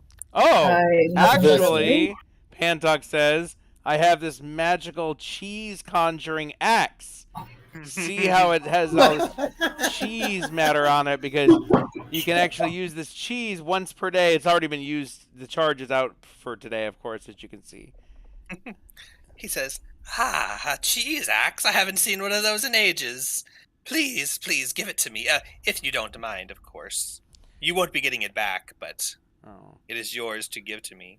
I won't harm you if you decide not to. Can you tell if an item is magic when you eat it?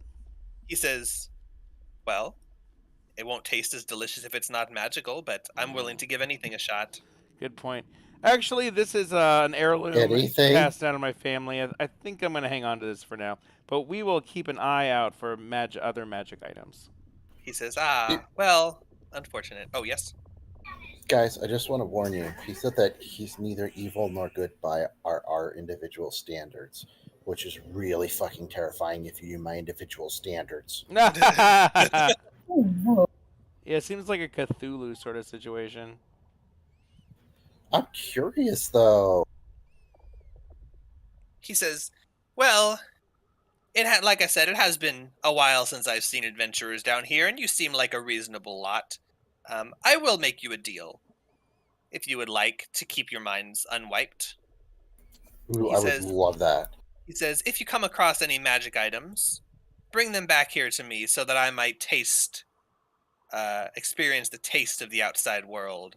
And in return, I might even be able to convert them into something more useful to you if you find that the magic items you have are not to your satisfaction. You may not be familiar with the function of, well, you probably don't even know what I am, but if I told you, your mind would implode on themselves.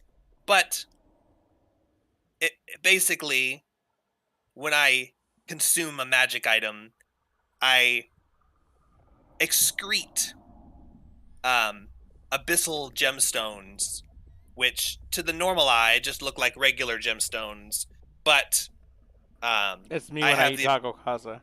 He says that I have the unique ability to combine many of these gemstones and retrieve lost magic items from the abyss. So if you come across the magic items you don't want, I might be able to exchange them for gems, and then in exchange turn those gems into a different magic item.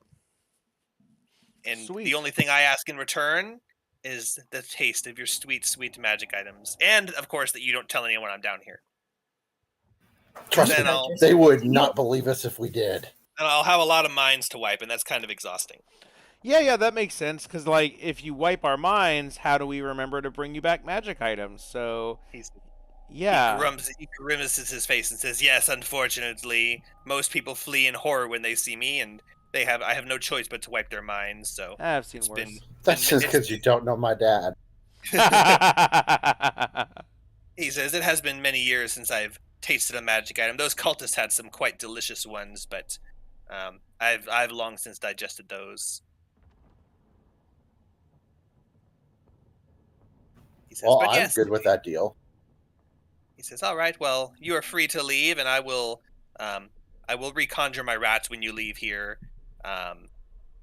But don't worry. If anyone comes down to check that the rats were killed, I'll wipe their mind and make them think the rats were killed. So, but if you come down here, you can simply speak my name and the illusion will disappear. What's your name? He says, well, my real name, I don't think you can pronounce. Hansberger. He says, in abyssal, Sorry. It's Yaemon. In the abyssal tongue that humanoids can speak anyway, I am known as Chormezgrub. Sorry, Chormezgrub, which would mean hungry one in your tongue. But you can call me Grubby for short. Grubby. I like that name, Grubble. Grubby Grub. Thank you. Nice to meet you, Grubby. And nice to meet you all too, Pantok, Kara, Toddy, and Jacina. Did we tell you our name? He says, I don't know. He turns his head to the side and says, did you? Pandak says, I always introduce myself to everyone I talk to, but I haven't talked to this guy yet, so I'm pretty sure it was some mind-reading shit. What if we've already been down here before? Oh, shit! Oh, shit! He giggles and says, well, I'm glad you finally came to your senses this time. It was nice meeting you all again. Again? It was like nice this. meeting you, Grubby, and I'll tell you, someday I am going to own the most popular tavern casino ever, and I bet I'll get a lot of magic items flowing through, so maybe I'll be able to give you a job. I'm going to go back and watch the first 4 episodes. I'm getting a Mandela effect situation. Oh my god. Each of you make an insight check. Gotta biff it.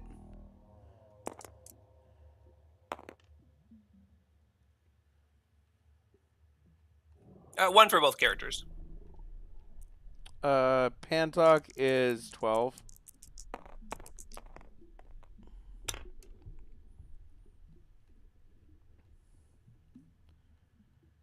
$18 total for me. 20 for Jacina.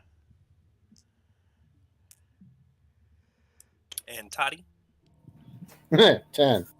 All right. You see what he's trying to do with the whole, maybe you've met me before, maybe you haven't.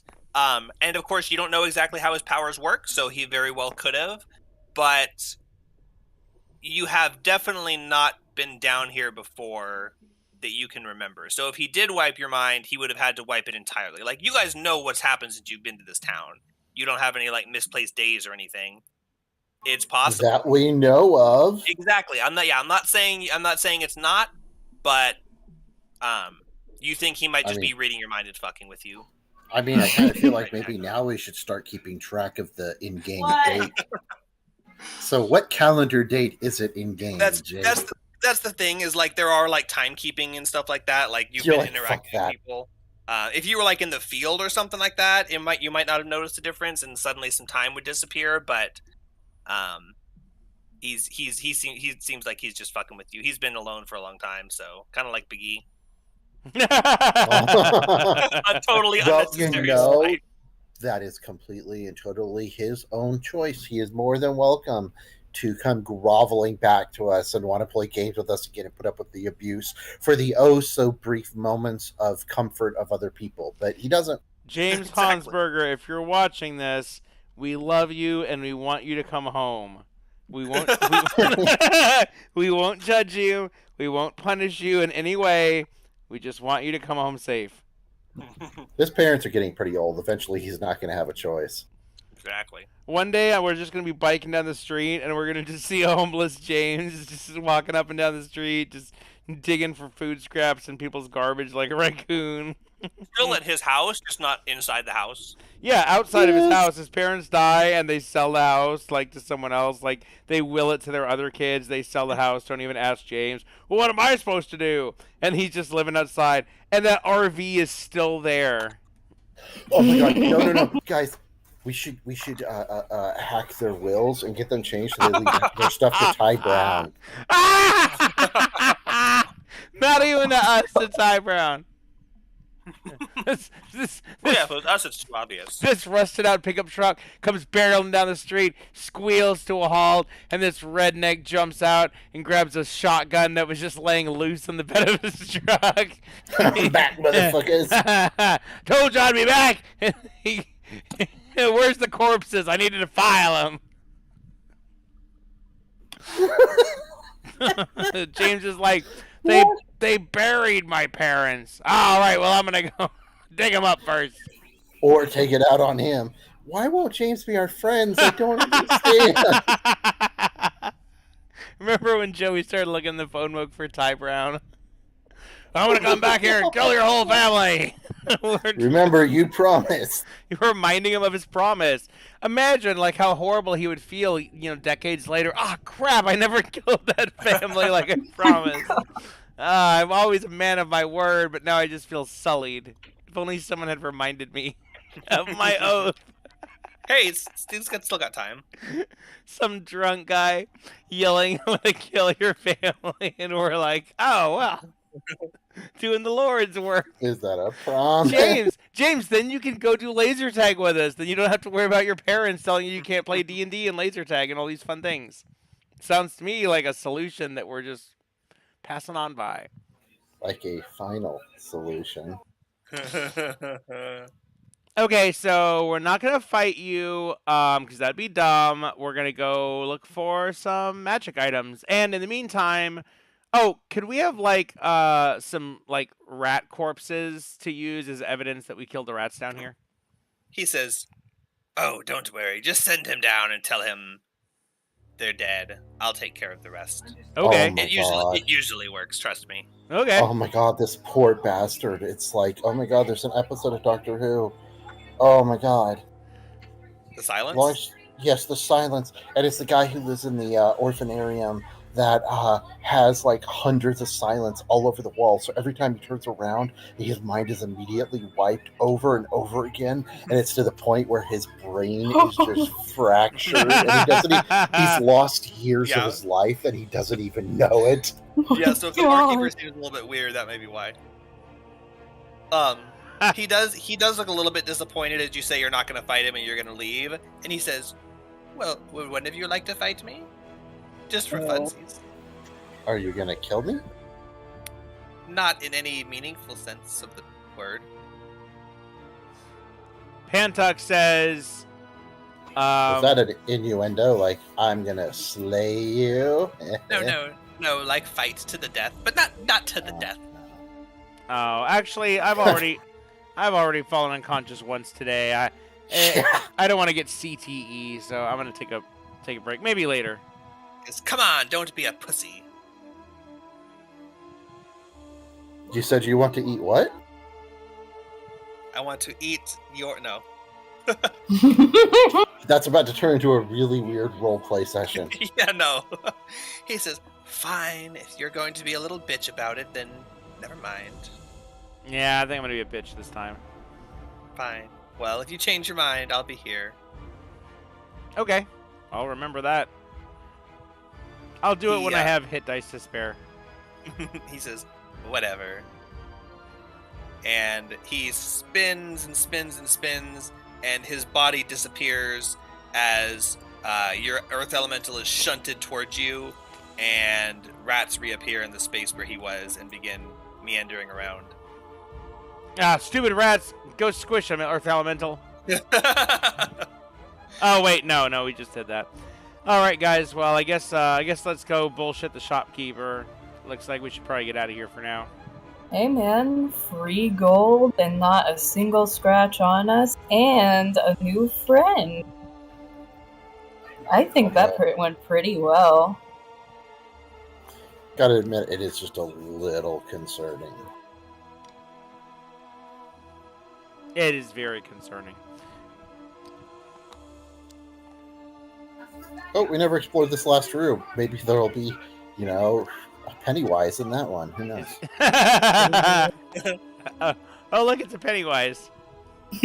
Oh my god. See, that's a reason that you guys need to watch solar opposites, the pop culture references. So they'll always be like, oh, this is one time they go, maybe we're in the Matrix, and he's like, we're not in the Matrix, and then and then something else happens, and he goes, oh, maybe we're in like an Existenz, and I looked it up, and Existenz was like a Matrix ripoff, but it actually came out slightly before the Matrix, and it was a remake from some movie from the 80s, and it's directed by David Cronenberg, so it's like actually Cronenberg. It's like a legit movie, and it's like, holy shit, maybe Matrix kind of ripped off that movie.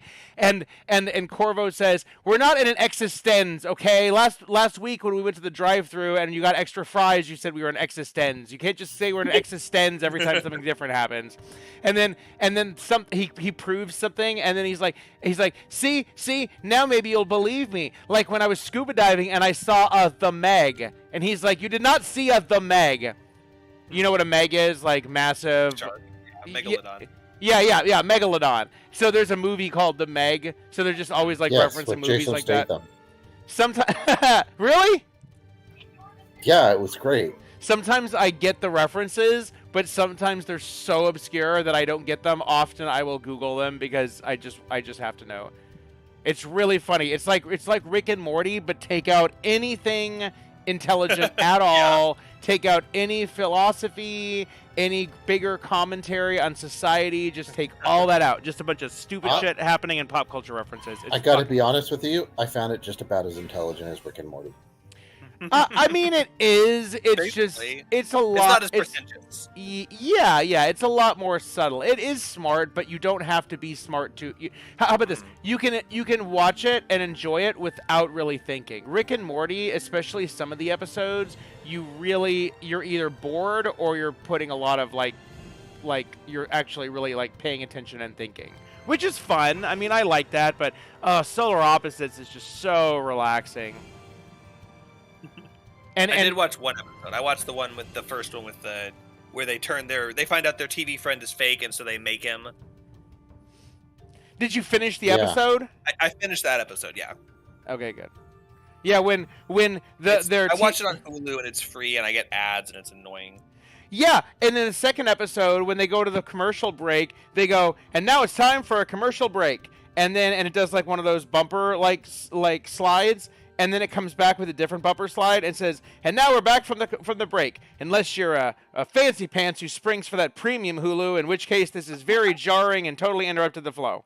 I paid to not have to have commercials. Oh my God. And that's the only episode where they ever do any kind of bumper like that.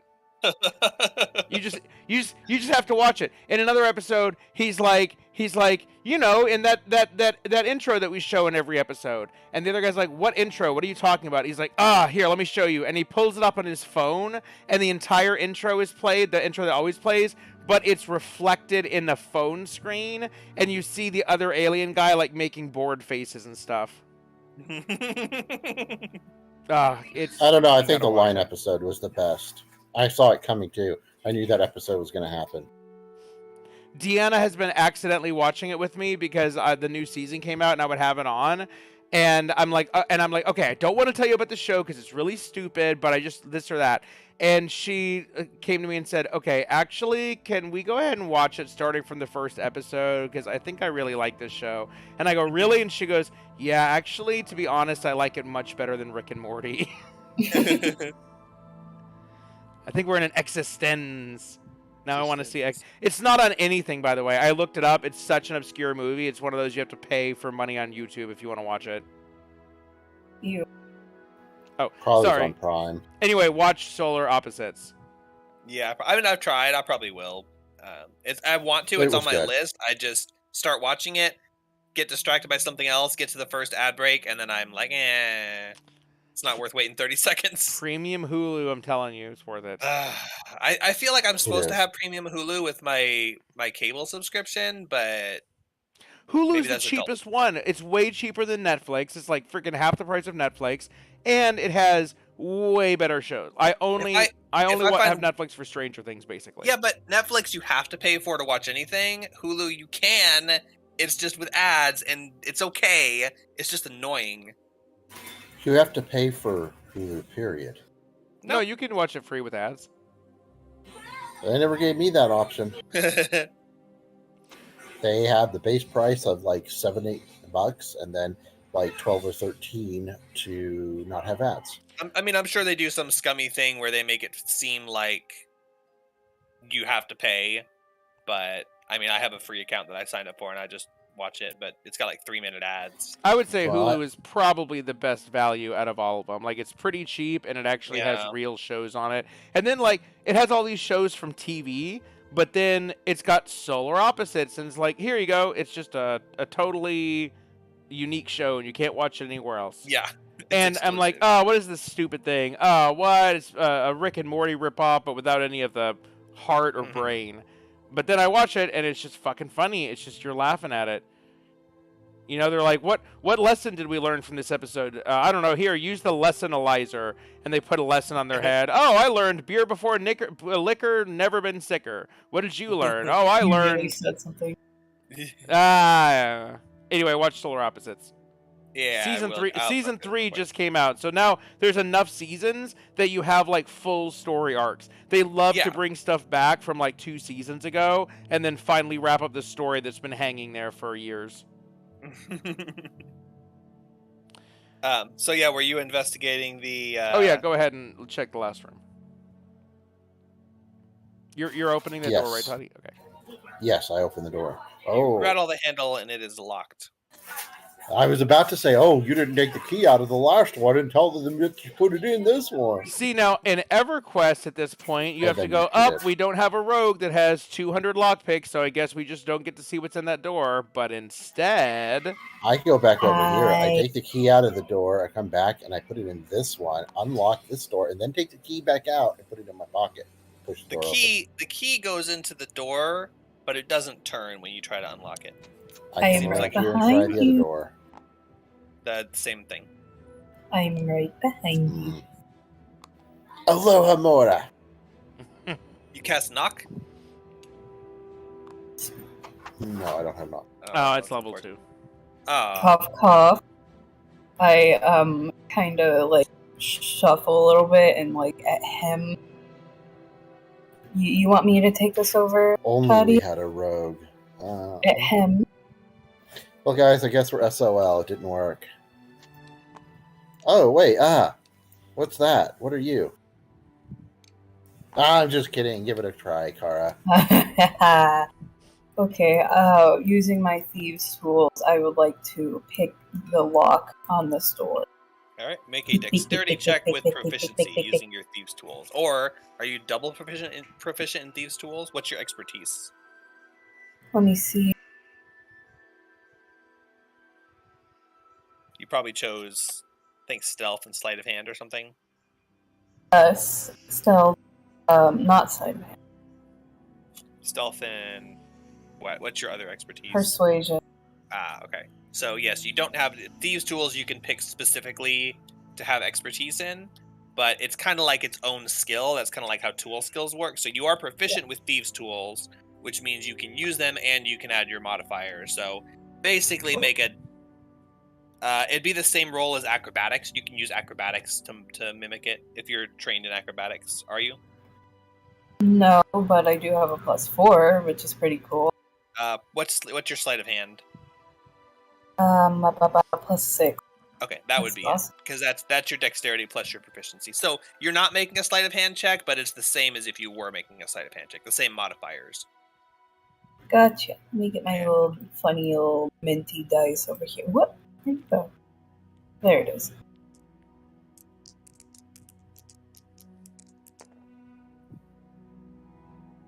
Oh. 23. All right, you wiggle your lock picks in the lock, and it seems like it's a pretty simple lock, but that might just be your nimble fingers as you click, click, click, and set the tumblers, and you turn the lock, and it's unlocked, and it is now unlocked and ready to be opened. Ta-da! I open the door. The door creaks open just a little bit. It's pretty well oiled, but not quite as well as the other one. This room is also chilly, but not quite as chilly as the other one. And it looks similar to the other storage room, but the casks and it looks like it is. It looks like it's mostly wine, and it looks like it's where the more expensive wines and brandies and ales are stored. They're like in nice casks with like brand names on them and stuff like that. No wonder why this place was locked. I'm gonna like take a look around and see if there's anything that can be totally just looted. You know? Yeah, you know. You can make a perception check. Cool.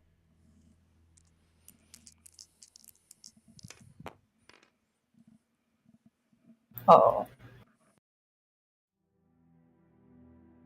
That was perception, right? Mm-hmm.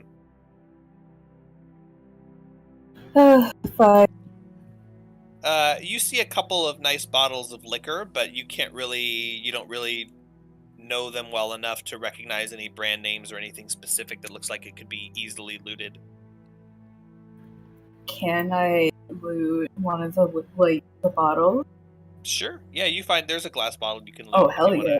Grab it and stick it in your cloak or something. It's yes, it's I like would the like size of a whiskey bottle. I would like to grab 3 of them if I can. Sure. You grab 3 bottles and you try to grab the most expensive, nicest ones you can find, and you place them in your where are you placing them on you? I have like a little backpack sort of situation. So I like put them in the most safe part where I have like a bedroll in, and I kind of tuck it in the middle of that bedroll, so just in case if I get hit or something, it doesn't crack. All right, you can safely fit 3 bottles tucked into the rolls of your bedroll so that they won't clink together and they won't be very obvious. You do that. Make sure you write down 3 bottles of you can put expensive in quotes. 3 bottles of quote unquote expensive brandy.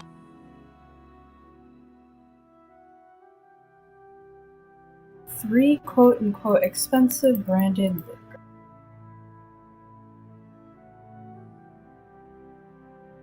Okay, how many pounds is that? Each one is half a pound. So is that how much? Is that how much is in? How many ounces are in a bottle of liquor? I don't know. What's it? I don't know. Are you talking about a liter or a fifth or yeah? Like what's a like a bottle of whiskey? 700. Okay, like a bottle of whiskey. How Yeah, much it's is that, usually going to Buffy? be about 750 milliliters. So that's 2.5 3 pounds. So they're we'll say with the glass they're like 5 pounds each. Is that about right? Sounds good to me. That sounds a little on the heavy side. I Probably googled like it. 2 It says liquor bottles at 750 milliliters weigh just over 3 pounds. I'd say 3 pounds sounds good. Okay, 3 is good. Yeah, okay. That now I realize that's probably including the bottle itself. I thought that was Probably, talking yeah. about just the liquor, but yeah. So 3 pounds each, so a total of 9. It feels so nice to actually have all the like weight tracked on my Yeah. sheet. Anyway, thank you for the liquor. It seems like there's not much else in here, unless you guys want to rummage through. I've gotten my fair share, and I go back out to the rest of the party. Justina says, "Hey, what'd you guys find in there?" Nothing but expensive liquor. Some real nice stuff. Oh, great. And seems like there's not much else in there, unless you guys want to take a look for yourself, but I didn't see much. Did you have a pretty good success in your search, or do you think that you might have missed something? I probably missed something. Can I go look? Yeah, sure. All right. I want to, with my proficiency in alcohol, I would like to do a search. Make a perception check with advantage. Oh, I don't know if I'm actually proficient in alcohol. I don't think that's a thing, but it makes sense. You're not, but based on your background, you have advantage on the roll. All right, and now roll the advantage. That was weird. That was like it didn't roll. It was like I just set it down. But it didn't roll very well, but it still rolled. It was Nice. yeah, it rolled. It was completely random. It was just weird the way it did it. It was like when I released the mouse, it just dropped it. So plus 4, so 22. All right, as you rummage through, you see a lot of bottles of cheaper wines and brandies. 5 gold bottles, 10 gold bottles. They're nice bottles, but nothing like super expensive. And we're not talking like purchase price. We're talking like value for the bottle. Like, you know how at a bar they'll charge $9 for a shot. That doesn't mean that a bottle of the liquor is worth $1,000. Right. So the actual purchase / sale value of the bottles, you're finding like 10s, 5s, a couple of 15s. They're all kind of bulky and look like they'd be hard to carry.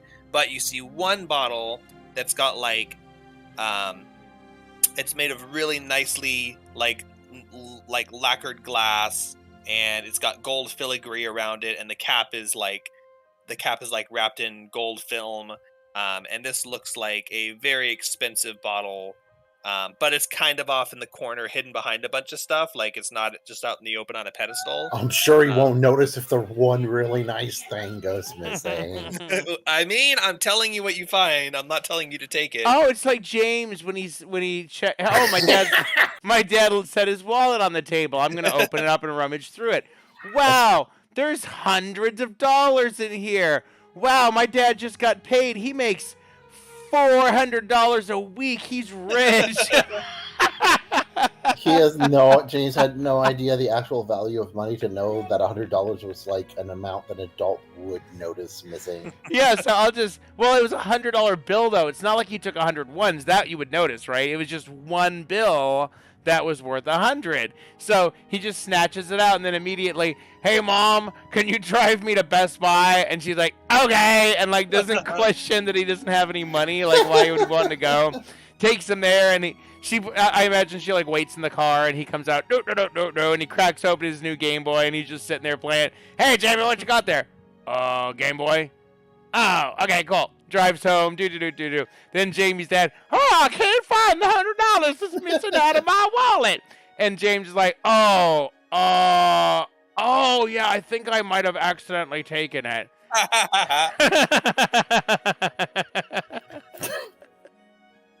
And then James Guess we're got eating grounded. ramen. We're already only going to eat ramen, though. His parents are probably way more financially responsible than any of us. But I like to imagine that $100, Jamie, that was for my meds. Now I'm going to go into a coma. Or, electric bill, the power gets cut off or something. That was $100 like over 20 years ago, so that's got to be True. like, what? Yeah. 500 in today's money. That would fuck me. God damn, I saw a charge for $5 that I didn't recognize, and I was sweating it.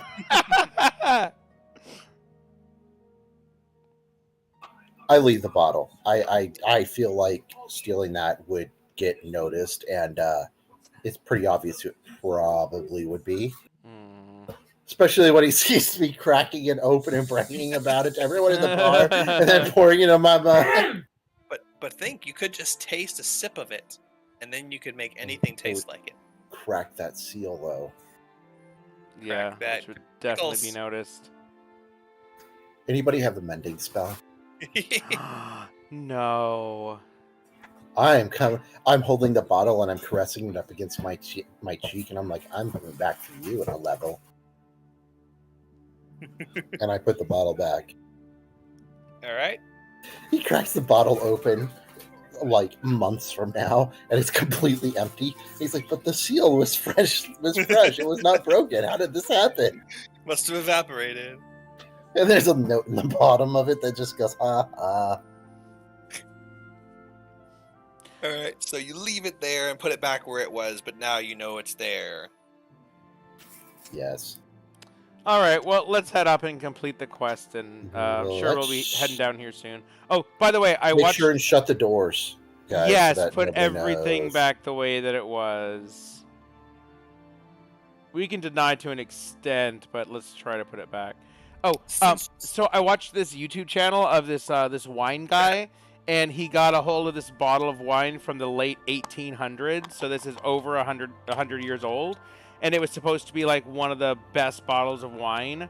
And then he got another bottle from the same vineyard, but from like 20 years ago, like or something, like a recent one, so he could actually compare them. And the 100-year-old bottle of wine actually did taste fucking delicious.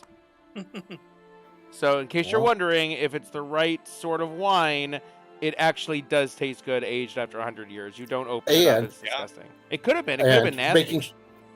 Yeah, you have like a 50% chance opening it up, and it's just really shitty vinegar. Yeah.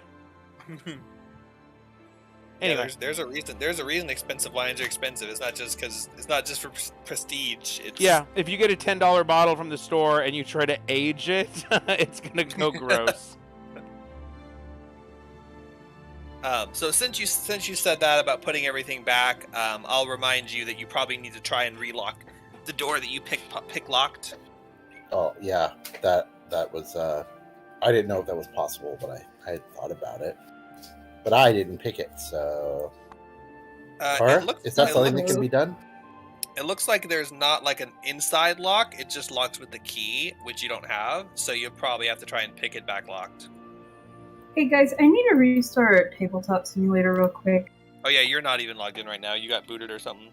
Yeah, that's what I was confused about, because it's not letting me open it up again, so, like, Ugh. let me just... Yeah, I might have fucked something up.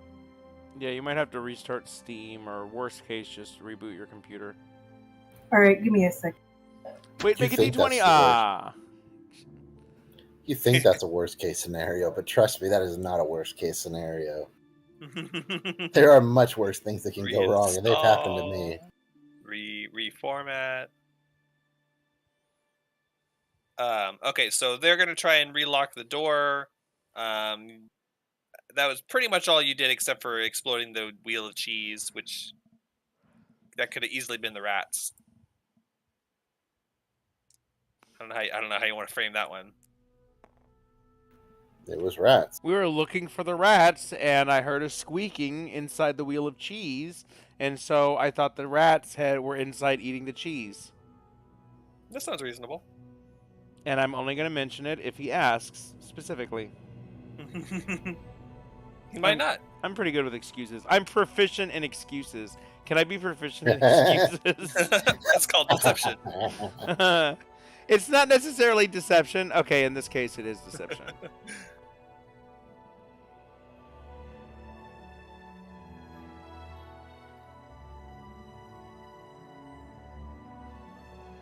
I'm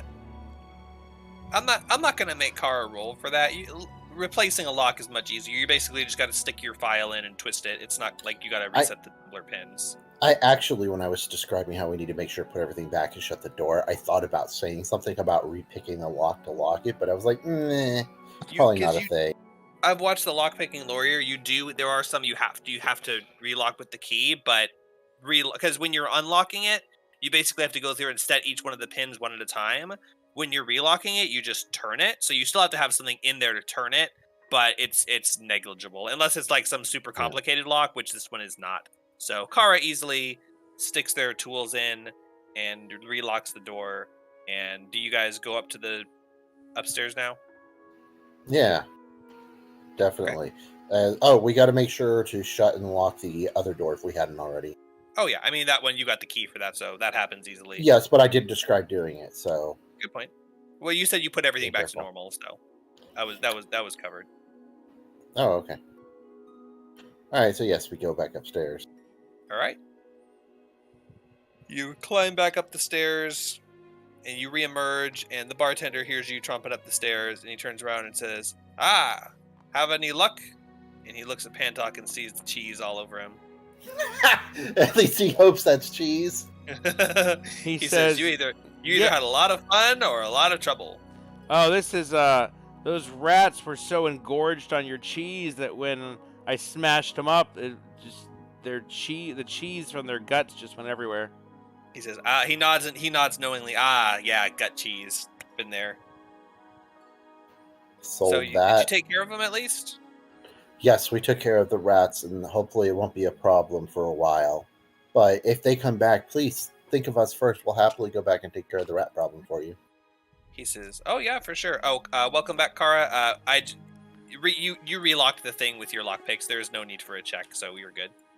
So, You had to do it because you had the lockpicks, but you don't have to like actually roll for it. So, he says, "All right, great. Well, then if that's all done, then thank you so much for the trouble. And yeah, if that happens again, I'll definitely ask you. I mean, of course, I probably can't pay you as much as I was offering you every single time, but what?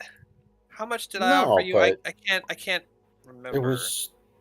you offer. I usually offer 1 gold apiece, but oh bother, I can't remember what we agreed For upon. I know this- it I wasn't that. remember. I For this remember one you time, guys. and I lean in quietly and I said, "You originally were going to do 10 gold total, but then you were like, 25 gold. 25 gold total Yeah. this one time."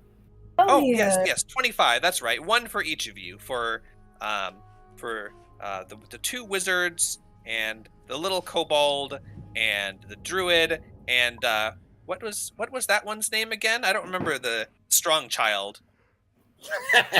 His name is Danny. Oh, right, Danny. No, you introduced me to him. Of course, I let you all down there. Yes, right. Joey so 5 Danny. gold, Joey 5 Danny. gold 5 for- gold each. 5 gold for each. Yes, absolutely. That sounds like exactly what I would have agreed upon. But don't tell the other patrons. This is way more than I would normally have given.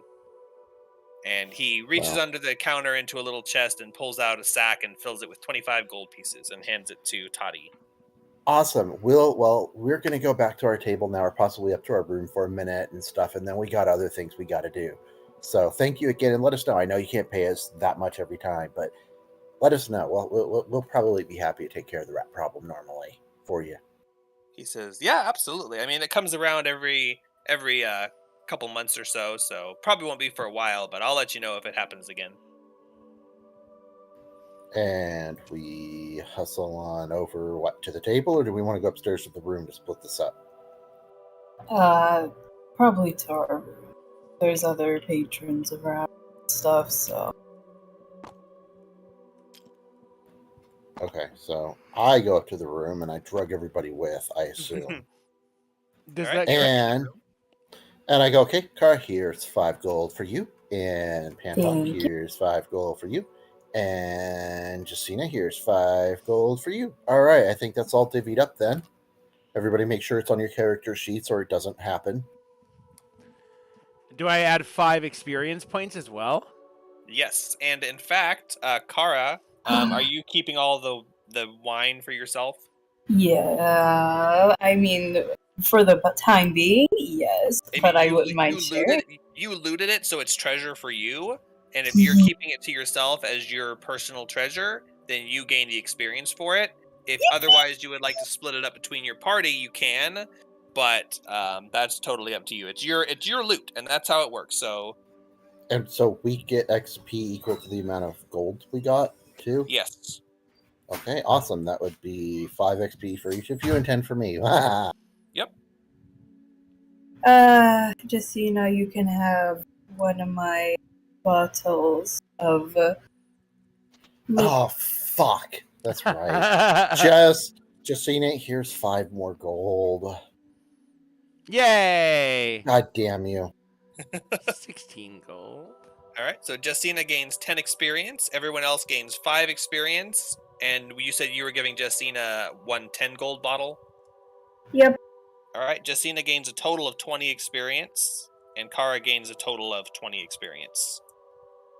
Yeah, and I got 5. Although scamming him out of an extra 5 and, scamming you guys out of that 5, but then being honest in the end, I feel like, Oh, she's so close to level. I feel I so mean- dirty. Okay, it's 195, but like we could conceivably get 100 or 125 like from a single battle. So it's very likely she's going to level up after the next battle.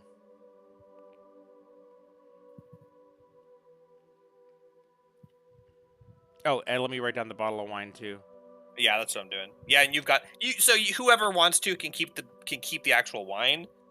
But you have to determine who gets the experience for it. Technically, it should be Kara since they're the one who thieved it, but that's how we determined we're going to do treasure. It doesn't matter who got it. You guys can determine who has the rights to it. Because what if the wizard uses knock to get into a chest, and then the rogue disarms the trap on the chest? Like, I'm not going to get into the nitpicks of who technically got the thing. You've all participated, and so you can determine who gets the credit for the treasure. Well, you could say whoever has the treasure technically gets to choose. So if Kara really wanted to, Right. he could just keep the wine and just get the XP himself. But Exactly. he's probably going to share it because that's because then he's next. Yeah.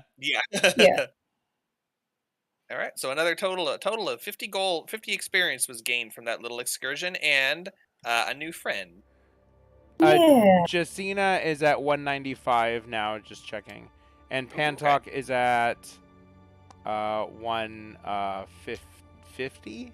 Oh, 155 now, right? What was he at? I don't remember. Yeah, I'm at 155. It was 125, I think. No, it was 150. Yeah, 155. Okay, right. so it's 155. Okay. Yeah, he only gained 5. The total was 50, but it was split mostly to Justina and Kara. So their sheets are updated. Awesome. You have now completed a second quest.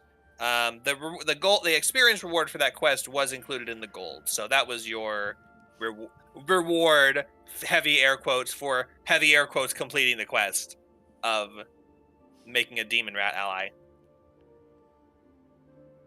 All right. And you go up to your room and divvy up the treasure. And are you leaving any treasure in your room, or are you just going to carry those bottles around with you? It's your room. You own it for the day, so you're welcome to keep whatever you want in here. Justina's definitely going to leave her bottle locked up in her room. In the room. There's only 2 beds in there. Okay. Kara? I'm not keeping track of where stuff is, so you guys keep track of it, and I'm not going to question it unless it becomes a problem. Yeah, that's fine. I'm assuming valuables like that. Well, it doesn't matter. Until you're able to sell them, you're not going to just lug it all around. Okay, so do you guys want to head over to the Wizard's Tower now and Hell yeah. I would like to head over to the blacksmith and buy a fucking crowbar. That's Me too. Me too. That's a good Definitely. idea. I'm not going to buy any crowbars. And You Zach guys gains are. a point of inspiration or a heroic point. Yeah, I don't think there's anything else we need from the blacksmith right now. So if you guys want to do that, that's fine. I'll join you, but we're not going to do anything. I feel like the sooner we do it, the better, because we're just going to keep running into instances where we need crowbars. It's a really useful tool. And the voiceover goes, and they would never need the crowbar after they bought it ever again. All right, so we're going to head to the blacksmith, and Toddy and Kara are going to each buy 1 crowbar, or at least inquire as to doing that. Alrighty, let me... Wait, why am I buying a crowbar? Oh, I just thought you wanted to said you wanted 1. No, I was saying we need to go to the blacksmith before we go to the thing so we can get a crowbar for the group. Yeah. But, I mean, I can buy a crowbar too, depends on how much it is. Doesn't hurt to have a second one, I'm just saying. Yeah, he's pointing at someone was buying a crowbar, not necessarily Toddy, but... Okay, cool. Pantok and Jacina are not buying anything. So, who is? Well, let's go to the blacksmith and find out how much they are. Yeah, I'm buying 1 for sure. All right. You do have the map in front of you, and I believe you have the blacksmith marked on that map, so I don't need to remind you where it is. And if you didn't have it marked, then you would have to go looking for it.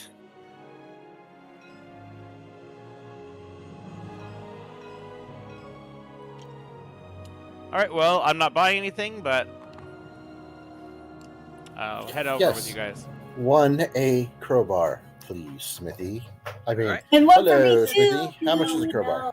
Your party leaves the inn and walks around the corner to the front of the smithy.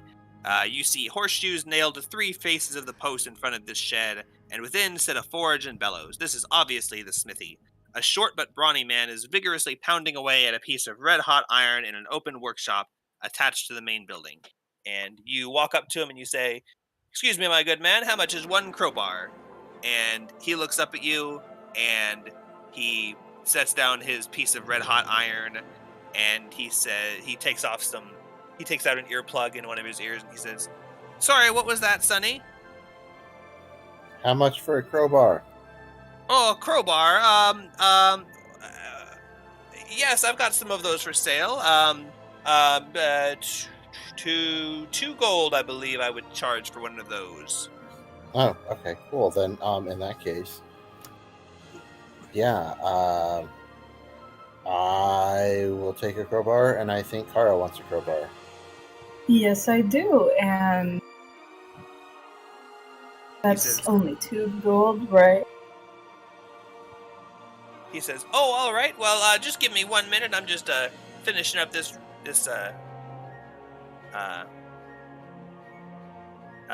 what's he working on? Coptoleathan. It's a horseshoe. A what? I don't know. I just made that up. He's well, hold on. Coptoleathan. I'm almost done with this here horseshoe. Let me just finish this one up, and I've got a couple more knocks in it. Ping, ping, ping, ping. There, that's good enough. And he quenches it in some water and sets it on the anvil. And he stands up and dusts himself off and says, come around to the shop here. I'll see what I've got in stock. I'm sure I've got a couple of crowbars in here. And he walks into the main building section across from the shed workshop and leaves the door open behind him. Kara would like to waddle on it. All right, you follow him in, and you see a workshop with boxes and things hanging on the walls, and there's all sorts of metalwork and tool pieces around. It doesn't look like there's much equipment, but there are plenty of tools. There's pliers and hammers and wrenches and boxes of nails and things like that, like the aisle of a Home Depot where you think there's cool stuff, but then there's not really that much cool stuff. It's like, oh, these are just tools. And it makes me wonder if he has a rat problem that we can alleviate too. He walks over to a box and rummages through it and says, "Oh yes, here, I've got a couple of crowbars. How many did you say you needed?" 2 total, 1 for each of us. He says, "Oh great, well I just happen to have 2 right here. I've got a few more around the back, I'm sure, but if you got the gold there, that would be 4 gold." I hand over 2 gold.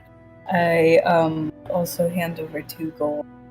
He takes the gold and gives each one of you a crowbar, and he says, pleasure doing business with you. I don't think I've seen you all around town here. Are you new to the area?"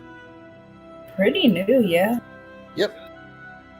He says, "Oh, great. Well, if you need anything crafted or repaired, you can come see me. I'm not too good with fine weapon or metal work, but I can do pretty much anything that commoners or any basic repair work. But I mean, don't try to commission me for a full suit of plate mail or anything like that. But I know my way around a forge, and I can help you out if you need anything, or basic tools, things like that." Hey, Mr. Blacksmith Man, Yeah, what's up? do you have any idea where we could get some sort of chainmail armor? He says, closest place I would think that you could that has like a big armor smith would be Verbobank to the north. I think that trading post, he usually has some kind of armor or weapons in stock, but if I'm honest, his prices are a little bit gougy. But he's probably got some in stock. Otherwise, I don't really know. We don't really have much need for armor here since the temple was defeated. But What did you say the name of that town was? Verbobank, it's the town you guys came from, the city you guys came Oh, duh. Sorry.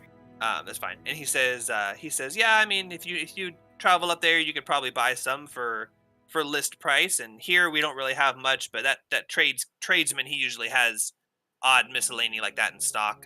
But like I said, he's kind of a rip-off artist, if you ask me. I mean, I can't make armor, but I would never buy it from him. And he says, but if you come across any that might not be in great shape, I could probably repair it for you. I mean, replacing rings, it's just kind of like sewing. It's like making clothing is a lot harder than just like repairing it and mending it. So he says, if you're able to find any that's not in great shape, bring it here and I could probably fix it up for you or reshape it or resize it. Oh, okay. Thank you for the useful information. He says, yeah, no problem. Anything else I can do for you? You need any wrenches? Caltrops? Or what now? Caltrops? Or chains? No, I think we've gotten all we need for now. He says, Do you sell pitons? I'm just curious. He says, oh yeah, not many mines around here, but I've got a bunch in stock from when the old quarry was in use, so I've got a couple boxes in the back. Did you need some? Just keeping it in mind in case we run into a situation where we need some later. Thank you. He says, if you run into a situation where you need them and you don't have them, that's not very good. Nope. All Not right. good at all. Alrighty, well, if you need anything metalwork, I've got it here for you, so just let me know. It was nice meeting you. I'm gonna go ahead and get back to those horseshoes. The stable keeper's got an order, and I'm trying to finish it by today. Nice to meet you too. Thank you very much for the crowbar. Yeah, you're welcome. Thanks for the purchase. Thanks for doing business. He stashes the coins away and then goes back to his forge. Make sure you mark down your minus gold and plus crowbar if you haven't. I'm assuming you have. Yep, just did. All right.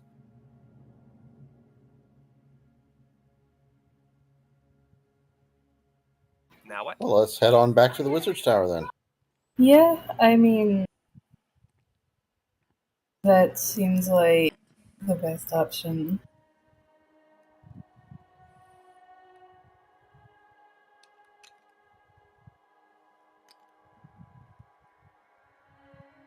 Whee!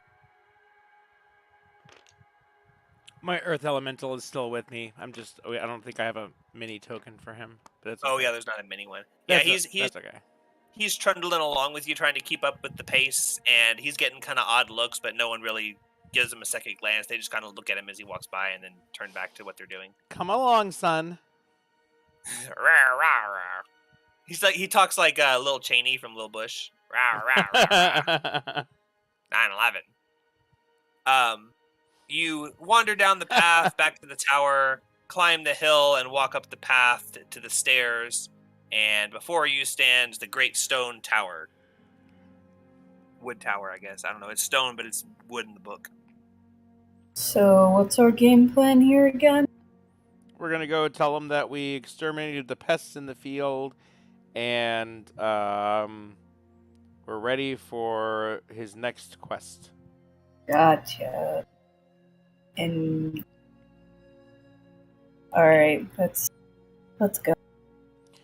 Okay, Pantok walks up to the door of the tower and knocks on it. All right, your knock rings out through the thick metal, and after a few moments, a guard approaches the door and opens it, and he says, "Hello, can I help you?" Hello, we just finished accomplishing an errand for the Wizard Burn, and we would like to meet with him and let him know of our progress. He says, "Oh, sure, I'll fetch him for you. What was your name?" My name is Pantok Abaddon, the Great Magician. He says, "Pantok, got it, thank you." The Great Oh. Pantok had a dong. What happened to your dong, Pantok? Burned off in a firebolt accident.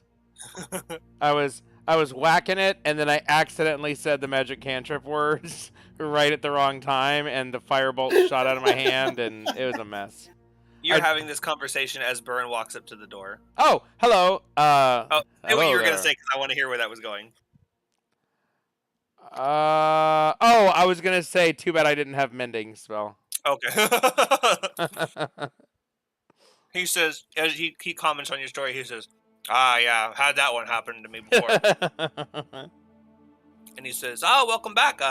Awful quick. He checks his watch that doesn't exist, and he says, he looks at it like he's going to say a time, and then he says, very early still. It's barely even noon. Did you have trouble with the task that Rufus gave you? Nope, we kicked ass. We killed some fungus mutants, exterminated some rats. There was a giant spider. It almost ate me. But yeah, got rid of all that, and that farmland is totally clear. And yeah. He says, "Oh, good. Well, that was much quicker than I expected. Maybe I underestimated you after all." Wait, says- where's Rufus? Did we forget to turn in the quest with like farmer or something? No, he says Rufus is upstairs, but I mean, Oh, okay. I could. No, he says I'll let you know. I'll let him know that that it was done. But yeah, definitely you've completed the task satisfactorily, and I will certainly recommend you for a spot on the council meeting in a few days. Meet me back here on that date, and we'll go to the council meeting together. Anything else? Yay! Awesome. Yeah, didn't you say that you had another task that you would reward us with an axe? He says, I didn't. Was that maybe something you and Rufus were talking about? Oh, yeah. Rufus said he had another quest for us, actually. Could we talk to him? Oh, sure, yes. Let me go. I'm sorry. Sometimes he makes deals behind my back, so... Not behind my back, but, you know. I know how that is. We both do our own dealings, so... Looks at Toddy. It's fine. He says it's fine if he made some Wait, agreements did you with say us. so does Toddy? Looks at Toddy. Oh, okay, because I was totally going to agree with you. He says that's totally fine, but you know, we're each our own people. It's fine if he made a deal with you on the side, but yes, I'll go fetch him for you. But thank you for letting me know, and I look forward to seeing you in a few days. I feel like that was a mistake. He goes and leaves, and Rufus comes back, and he says, "Oh, welcome back. You took care of the problem. I hear." Yep, absolutely. We exterminated all the pests in that field. Got hurt pretty bad. It was actually a pretty bad infestation, but we wiped out every single negative critter. He says, "Oh wow, yeah, you do look a little bit worse for wear. Is that cheese?" Yeah, there was a cheese monster involved, but we killed it. Yeah, those cheese monsters, they'll get you every time. I don't know if I would have sent you there if I knew there were cheese monsters. I'm sorry, but yeah, no, definitely. Sorry, me and Byrne, we don't really talk a whole lot about our dealings, and yes, so definitely, I told you, I believe your small friend there requested a battle axe. I've got the perfect one ready for you, and as for that chainmail, if you'd like to come in, I can give you a little bit of a description on where to find it. It might not be to your liking, but hopefully it's satisfactory. He invites you all in.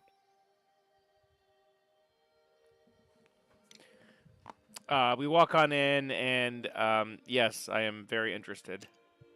All right. He says, "Oh, first let me go get that battle axe for you," and he heads down the stairs, and he comes back, and he's got a large two-bladed battle axe, which he drops on the table with a clunk, and he says, he says it's a bit of an older one, but I had it polished up this morning for you just to make sure it was in good shape. I'm glad I did it so quickly. I wasn't expecting you back so soon, but yes, it should be in good fighting order. Yippee! Well, he should definitely expect us to come quicker than expected. So We're good like that. But before he says anything else, he watches Kara because he wants to see Kara try to lift it. He was kind of making fun of you when you requested it. He was like, "What are you going to do with the battle axe?" So he's kind of looking at you like with bated breath. I pick up the battle axe and I try swinging it around. Make an attack roll. Strength. I'm not attacking anything in particular. Just No, this is just so it's a heavy weapon. So you're small, so you have disadvantage on the attack roll, and it's strength. So what's your strength modifier? Let me see. -1. Okay, so with a D20, roll with disadvantage and -1 to the result. Jesus Christ. You're not She's gonna attacking anything, you're just swinging it around. 16. She's gonna swing it around and and decapitate herself, isn't she? 16 and so that's 9.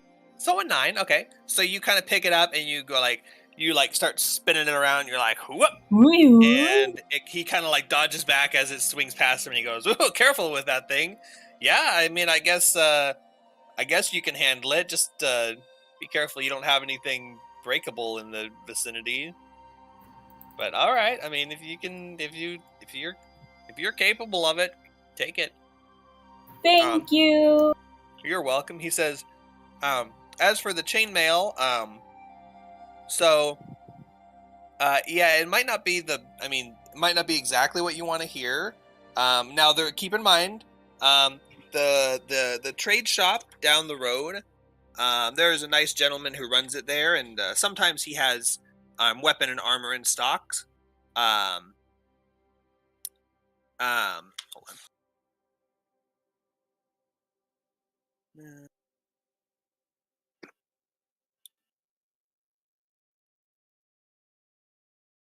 Just make sure I'm saying the right names.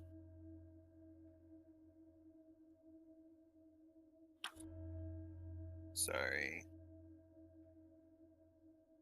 Okay, he says, yeah, Ranos runs the trading post there, and he's usually got some weapons and armor in stock. So if you'd like to go there and buy the chainmail, of course, I'm sure he'd cut you a fair deal, especially if you tell him that you're using it to aid the town.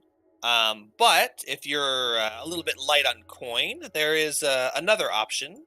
If you would entertain the possibility.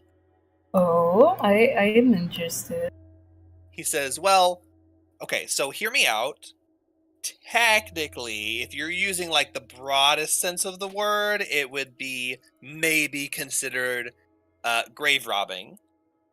But so first of all, they're not really using it anymore, so who is it really hurting? And second of all, the people that I'm proposing, the bodies, the deceased individuals that I'm proposing you borrow the equipment from, they were probably servants of the Temple of Elemental Evil anyway, so it's not really like it's a big loss. He says, back during the time of the temple, there was a big battle in Emerdy Fields up to the north. You might have heard of the Battle of Emerdy Fields.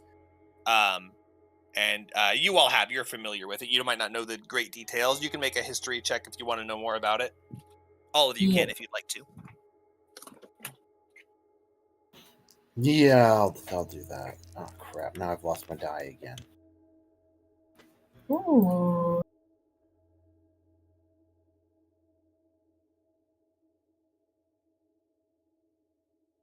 I got a 20. Not natural.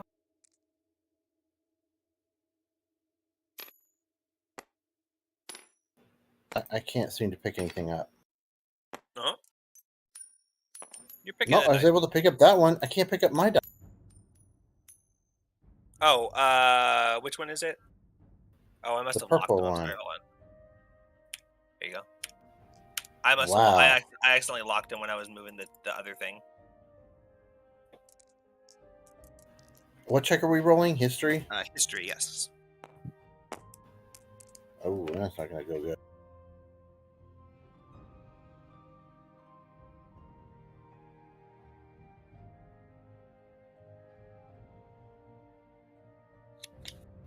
Yeah, I got a 9.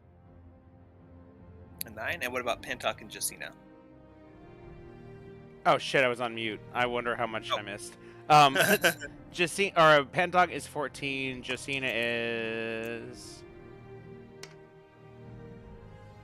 less. Okay, well, at least Kara knows, and the rest of you have vague hints of this story, so I can tell you the gist of it anyway. Basically, at a certain point in the development of the temple and their spread, the forces of good gathered and went and basically baited the forces of evil out from the temple, who greatly outnumbered the forces of good, but they baited them up north towards the Emerity Meadows, where they set up like choke points, and on the way there and through the meadow, there were lots of little small skirmishes fought, but eventually they baited them into a position where they were able to slay all of the forces of evil and drive them out and drive them fleeing through the lands and back to their temple, where eventually the forces of good went and sealed the temple. So that was like the decisive battle, the Battle of Emerity Field. It's the one that goes down in history. What wasn't necessarily the biggest battle at the field, but it was the, it's like whatever Battle of Custer, Last Stand or whatever, where it wasn't necessarily the biggest battle in the war, but it's the most noteworthy. Were you saying something, Zach? So you say there's a choke point ahead, a place where we can go to get choked. I see. Could you give me more specifics on exactly where one might go? Guessing where. With a 9 or whatever you rolled, you don't know where the choke point is. But I'm gonna have to choke myself. The choke point is definitely going to be the name of a bard the next time you guys get to a town. I need to write that down.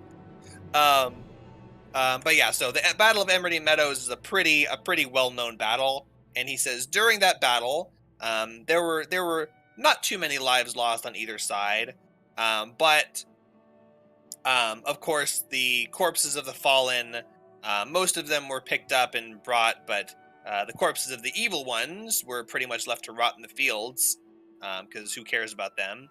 And there are Elmo evil armor. It's gonna be cursed. I love it.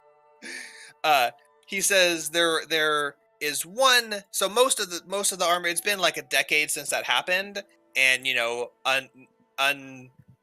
steel armor and weapons laying in a big open field. Over time, they're just going to become rusty and useless.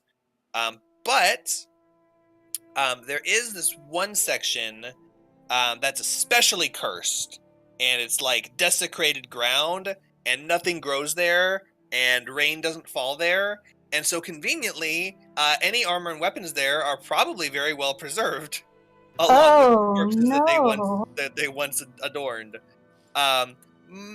Also, along with that fact, is that they're probably not looted, since the place is so cursed that no one would go there looting the dead bodies of those evil creatures. But don't say nobody. He says, I have it on good faith that those curses are all bullshit.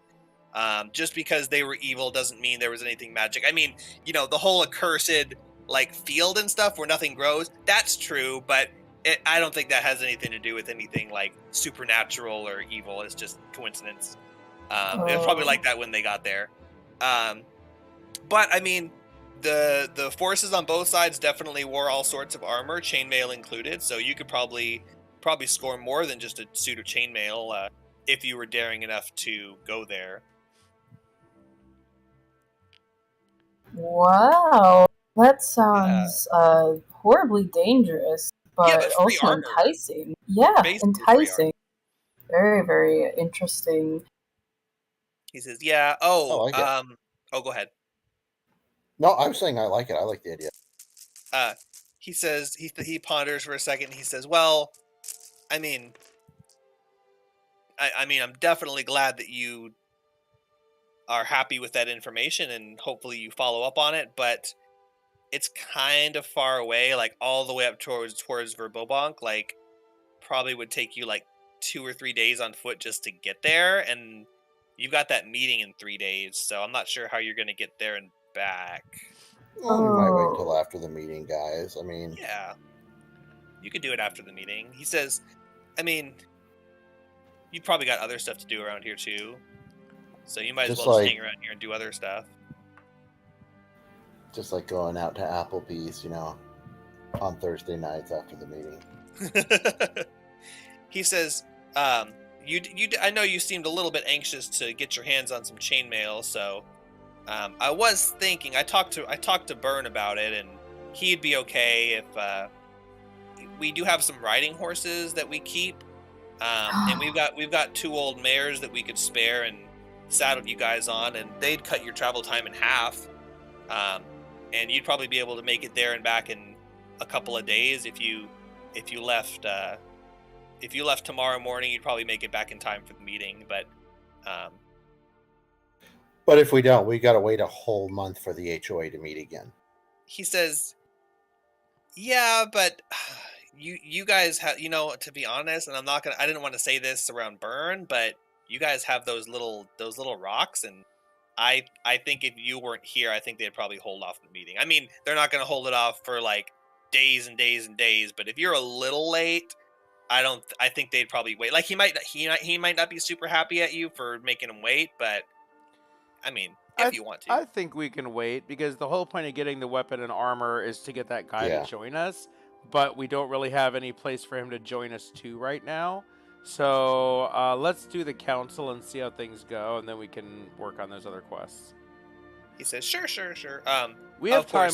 We can walk around the town. We don't have any immediate tasks, but we've got a whole, there's a whole bunch of buildings we haven't checked out, so we can spend that time. There's a whole lot of alcohol I haven't drunk yet either. A whole lot. He says, all right, sure, yeah. I mean, you're welcome to explore the village and just hang out, make yourself at home, make some new friends, and if you're still here and when the time comes for the meeting, then we'll be ready to go for you. But I'll be sure to put in a good word. It seems like you guys have done a great job. Thanks. He said, yeah. Anything else that you needed while I've got you here? No, I think that's it. I think we can head out from here. He says, all right, well, I'll see you back here in... Give me a second. Let me find my notes to make sure. I'd like it to be consistent, especially since it's recorded. But I made the notes a while ago. Like what day, basically? Yeah, I think I said 4 days at the start. This would be the second day. It was 4 days from that day. I wrote it down. Hold on. And whatever it is, I wrote it correctly. So you arrived yesterday. Today is the next day. After today, you've got 2 more full days, and then on the next day is the meeting, and it's midday. It's like around 3 or 4 o'clock. So you've got all day today plus 2 more days to kill time, which would be about time to get there and back if you're on horseback. And if everything goes to plan. Yeah. Right. Or you can kill time around town and see if there's any work for you. I'm happy to kill time around town, level up a little bit, find some quests. Not necessarily leveling up in town. Old school D&D is more of a walk around the roads and fight wandering monsters. Yeah, I that's what I'm picturing, is we either found some quests or we go and we find stuff to do. Okay, yeah. And we just kind of level. It's like on Dragon War, where it's like, the next level, I'm supposed to be like 2 levels higher before I go to the next town. So you circle the town over and over again, killing shit for hours. I'm just saying, you've found a lot of quests here. The town's not necessarily like an adventure hub. It's just a town. So you've kind of met a lot of people already, and you've only been given quests by like 1 or 2 of them. So you're free to continue wandering around town for the next 3 days. But I'm just warning you that you're going to find more of what you found, most likely.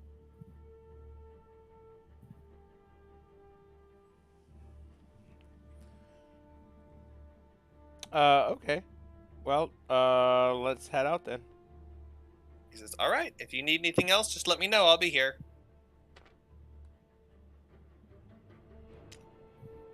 And where would you like to... Okay, so we haven't marked every building, so I'm not sure what areas we've checked. There's actually a few buildings that are not marked on here that we did explore, and I've got them on my map, and I'll have to compare. Where do you guys think we should explore next? I think these are all farms over here. Yeah, probably. Yeah. What do you think's over here in the wood? In these, there. Ping I haven't again. really been there. Okay, That sure. house is nestled away in the trees. Okay, let's head over here and see if it might be like even like a storage shed or something. So let's head over here and Which see what means that there is. may be rats that need to be liberated of their alcohol. Ooh, good, more rats. Okay, so we're gonna Alright. walk over here and see what these buildings are.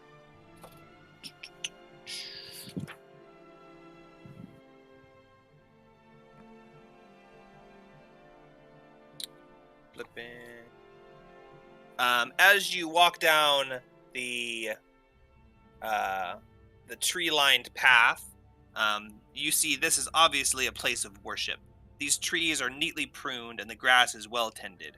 A carefully placed line of bluish stone sits off the path, leading to a rock cairn where flowers, nuts, berries, and garlands of leaves are placed. A small path leads beyond the shrine to a low-roofed wooden building placed under the great boughs of the central oaks of the copse. So this is like a little shrine, and then there's a little path over here that leads to a building hidden in the trees. Can I tell anything from the shrine? Justina Yeah. walks up to inspect it. Is this like Yeah, a I druid want thing? to take a look at it and It see if looks- I recognize anything from it either.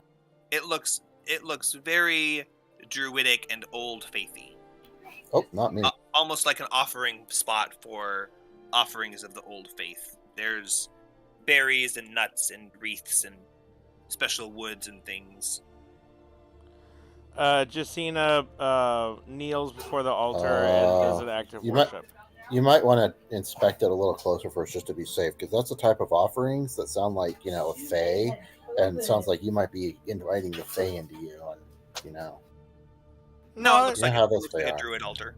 It's old faith stuff. I'm down with that. That's cool. I grab some foraged fruit and veggies from my bag and place a little bit on the altar. All right, you do so. All right, and Justina stands up and says, "Oh, sorry guys, we can continue. I just felt compelled to do that." Yeah, I understand. This seems like very much up in your alley, Justina. Yeah, maybe this is where that druid guy lives, and Justina leads the way to approach the building. All right, you walk up to the building, and the squat wooden building has a wooden door similar to the other ones in the town. It's maybe made of a nicer wood and less polished, more rough hewn, but it is currently shut. Knock, knock, knock, knock. With a knock, you see the door swing open, and one second.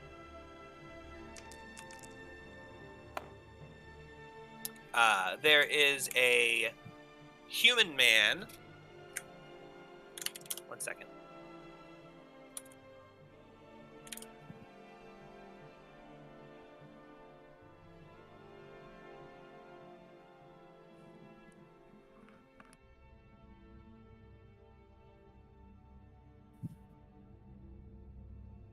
One second.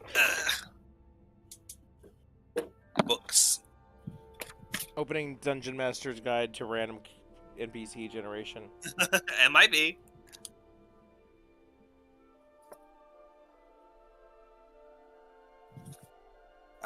There's sort of an older looking man wearing a cloaked robe and carrying a gnarled wooden staff with bits of leather and twine wrapped around it. And he's got a long, straight, white beard and wrinkles on his face. And he says, "Oh, hello. Newcomers, are you?" He says, yes, we are, and you must be Jaru Ashtaff. He smiles and says, "Ah, so you've heard of me. What brings you to my grove?" I am Justina, a druid myself, and we're new in town. We're investigating the resurgence of evil that we hear has been happening nearby. That's it. He says, "Ah, a servant of the old faith. Nice to meet you, Justina, of, who do you worship? Who is your patron? I don't know. Why doesn't it say it on my character sheet? I don't know. Do you have a deity? I do, but it's not on here. Her deity was, God damn it. I tell him my deity. Oh yes, of course, my yeah, deity you pull. is. Okay, you tell him your deity. I'm assuming it's a druidic deity. Yeah, well, it's in my You background. you can pick it. I'm just gonna. Well, my answer is gonna be just as lame as yours because I don't have anything to go off of.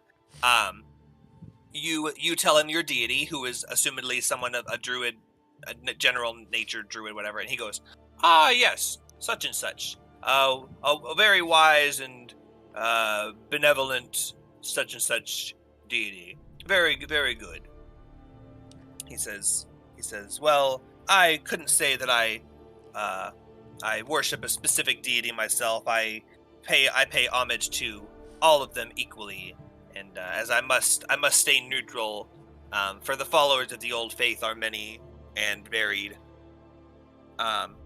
He says, well, since you are of the cause, of course, I would not require any sort of donations from you, but your friends there, it is traditional, which as newcomers you may not be familiar, but it is traditional when visiting the grove for small alms to the poor to be made, which are used for upkeep of the city and food stamps and things like that. So, of course, that's just customary. So it is not a demand, but of course, anything you could give would be much appreciated.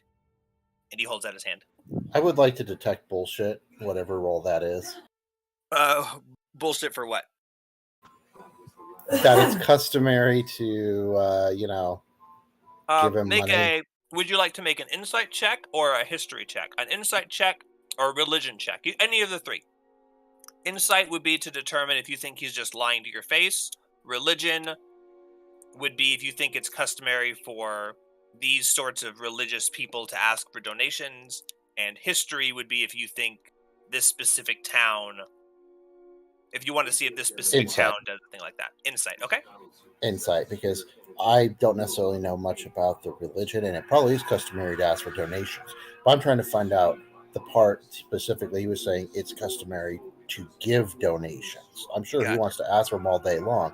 I want to know, come on, are we really supposed to be giving donations? So, all right, so I'm going to do insight. Insight.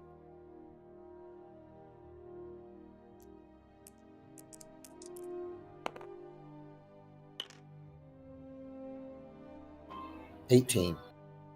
All right, with an 18, you are fairly confident that he has done this song and dance before. It seems very rehearsed, and he seemed almost disappointed to say that Justina is of the old faith and so isn't expected to give a donation.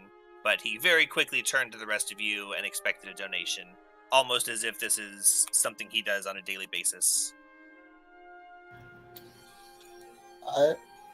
How insulting would it be to wipe some cheese off of Pandoc and offer it to him?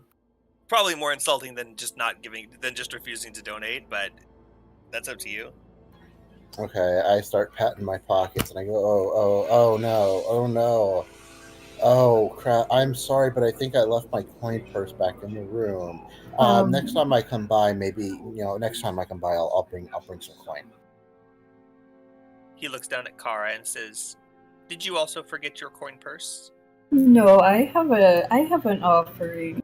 Great. Well, you can pay for the two of you then, and you can just reimburse your friend later. That works out for everyone. The offering starts rolling your hands, and then just like in Guardians of the Galaxy, oh, middle finger.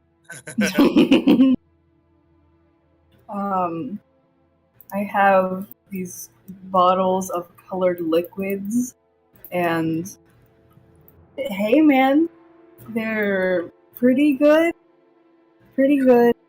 stuff, I'd say. Very worthy donation. He frowns and he lowers his hand a little bit and he says, "Traditionally, donations are given in liquid currency, but not literally." Oh. So, actual currency, huh? made a pun. Laugh at his pun. I just came up with it. It's funny.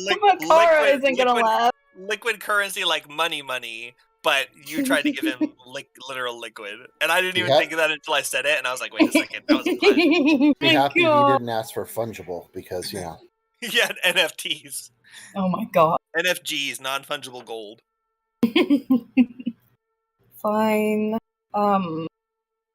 I'll hand over.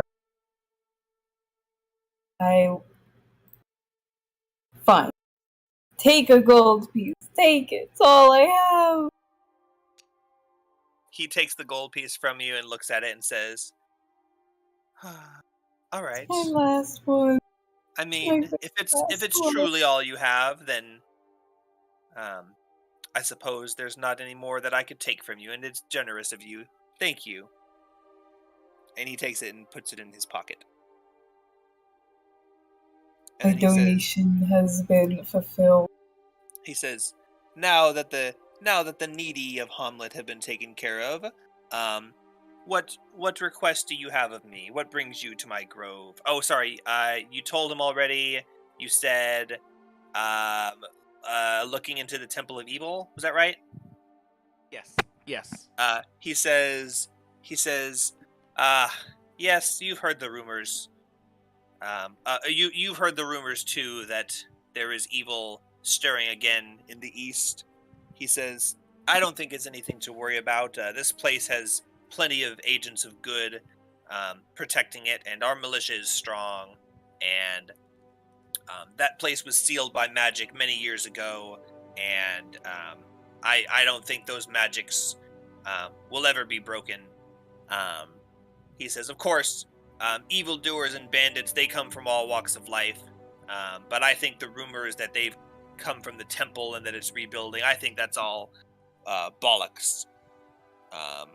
But certainly, if you hear anything, do tell me, because of course I would like to know so that I can relay it to the appropriate individuals.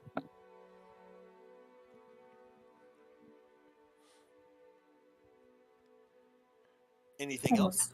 Okay, by the way, Jacina worships Alona, the goddess of the forest, although she's being drawn to Celestian, god of the stars, with her recent, Did you tell him Alona, or did you tell him all of that? I told him Alona.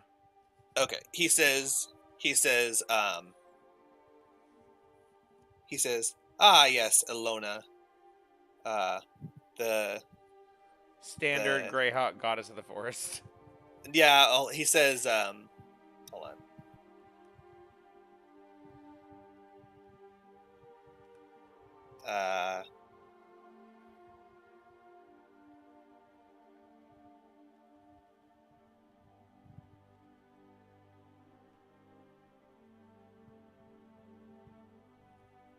He says, yes, Alona, the one who controls the forest to her will and teaches that all the goods of the forest are her children's for the using or whatever.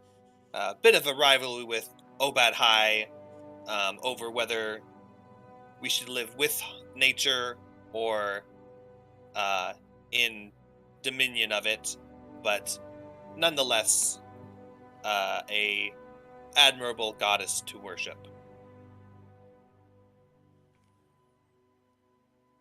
Yeah, that was what he said when he said that. Oh yeah.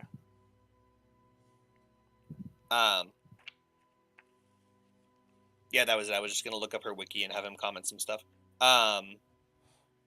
And yeah, so anything else? Was there any questions you had for me? Anything you needed to tell me, or are you just? I see that I've never not seen you around town before, so I assume you're just coming and meeting all the people. You've clearly heard of me before, so I'm glad that you made it a priority to come and visit me first. Oh yeah, we've visited you almost as soon as we got in town. Actually, we spoke to the Temple of St. Cuthbert on the edge of town, and they spoke very highly of you, so we knew that we should come see you right away. Did they? Bunch of brown noses, if you ask me. But oh shit, I thought he liked them. But they do good work. Oh. So I can't complain too much about them, but they're a little bit too new agey for my liking. They're trying to undo the old ways and bring in the new ways, and that's just not how things are done around here. But it's Yeah, I okay. hate that. They don't have much power at the moment, so there's not really much they can do. They can continue beating their heads against the wall for all I care. I heard they're funding that big complex that's being constructed. He says, "Oh, did you now?" He says, "And where did you hear that?" Oh, I think they mentioned it. Actually, I can't remember. He raises an eyebrow and says, very curious. Certainly those are just rumors. Rufus and Byrne have their own sources of wealth, and surely they're not being funded by the church. That project is their own doing. But if you hear anything definitive, let me know, because I think that would be nice to bring up to the council. Oh yeah, of course. I'm probably wrong. I'm new here. I'm probably getting confused really easily. He says, "Yes, it's easy to get wrapped up in rumors when you're new to a city, but don't trust everyone you speak to." Oh no, of course not. Except for me. Yeah, except for you, of course. You seem very trustworthy. He says, "Of course, as a sister of the forest, who would you trust more than a druid? A fellow druid," he says. Yep. Do we have anything to ask him about? Hey, are there any areas of interest in town? That I hear that you're good at directing new people in town. Are there any places you recommend that we should visit? He says,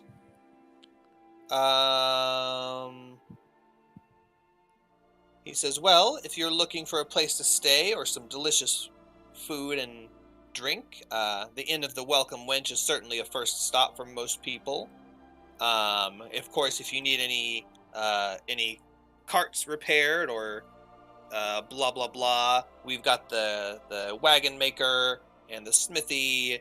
If you need to exchange any fortunate treasure that you have, there's the money changer. And if you need to exchange any money for more equipment, there's the trading post.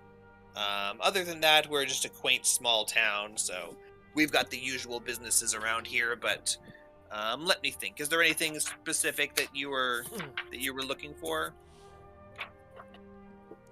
Really just trying to get information on any evil in the area. I know that you said that the evil is long since conquered. That's probably true, but we were attacked by bandits on the way into town, so we were even thinking maybe there could be, more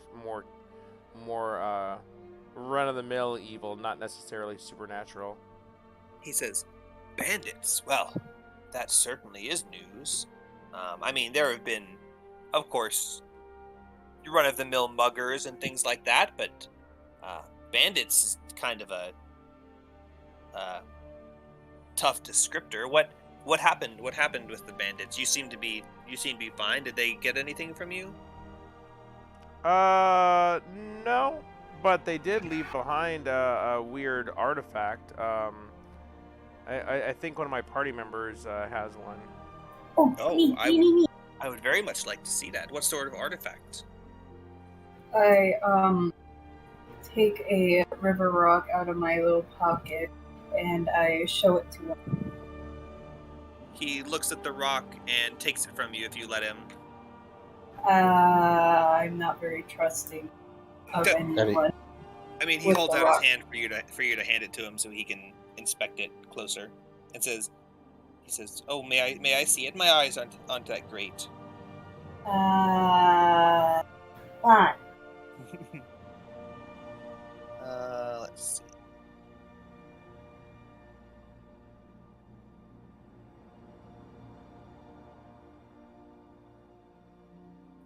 He looks at it and he waves his hand over it and says some magical words, and he says, "Doesn't seem to be magical of any kind.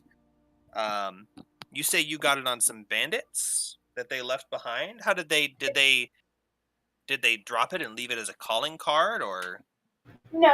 It was just in their shoes. in their shoes? How did you get their shoes? Also- Oh, never mind. I realize where this is going. Never mind. Pantok Well, quotes Sling Blade and goes, "Kill him. Killed her too. Mhm. I like biscuits with mustard." That I was about to say that makes so much more sense than talking about biscuits with mustard. But both.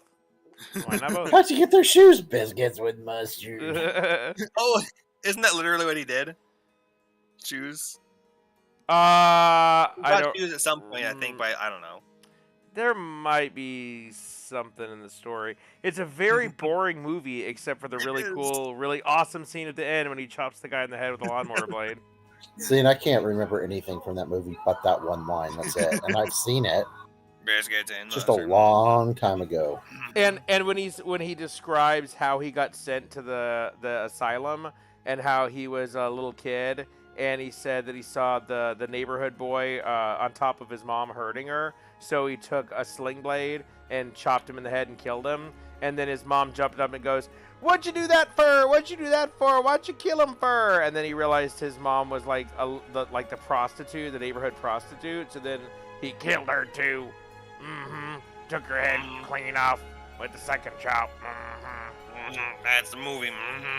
Yeah, and So then that's about it. and then at the end of the movie, after he kills the guy and chops him, he calls the police. "Hello, 911. I just killed him. I chopped him in the head with a lawnmower blade. All right, see you in a minute."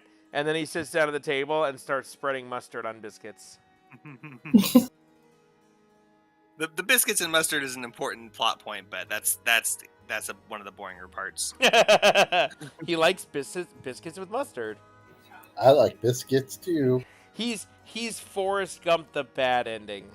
That's true. Oh my god, I never thought. Yes, that's why he's familiar. It's literally for okay. Oh, what do you mean Lucky, the bad ending? the lucky Forrest Gump sees the world, survives Vietnam, saves his lieutenant. He meets the president multiple times, goes to a Black Panther party, does all these major world historic events, becomes rich at the end. Then you've got Sling Blade. So he looks at the stone. He says, doesn't seem to be magical of any sort. Oh my god, if Forrest Gump had walked in the house and saw his mom banging the principal to get him into the school and he killed the two of them, then it becomes Sling Blade. Literally. Just that one detail. So if you hear strange noises coming from inside your house, just leave your mom alone. She's busy. James. She's working. James. That means she's distracted. Sorry. That's when you steal the money from her wallet. And I can Time go for text another. messages. Time for a Game Boy Yes. upgrade. So he says it doesn't seem to be magical, but this symbol on the stone, he doesn't immediately recognize it, but it does remind him of something he's seen before. He asks if he can borrow the stone to inspect it further for the day, and he'd like to show it to some other people for their opinion. I do not think that's a good idea.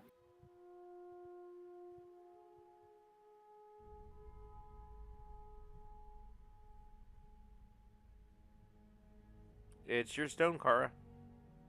Oh, both of them have one. Oh, okay. Yes, but this is her stone, not mine. I'm not giving it to him.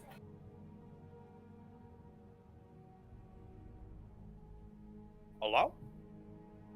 Are you thinking, or did you not hear? Hello? Hello? I I heard didn't hear. He asked if he can. He said that the stone doesn't. He casted a spell on it.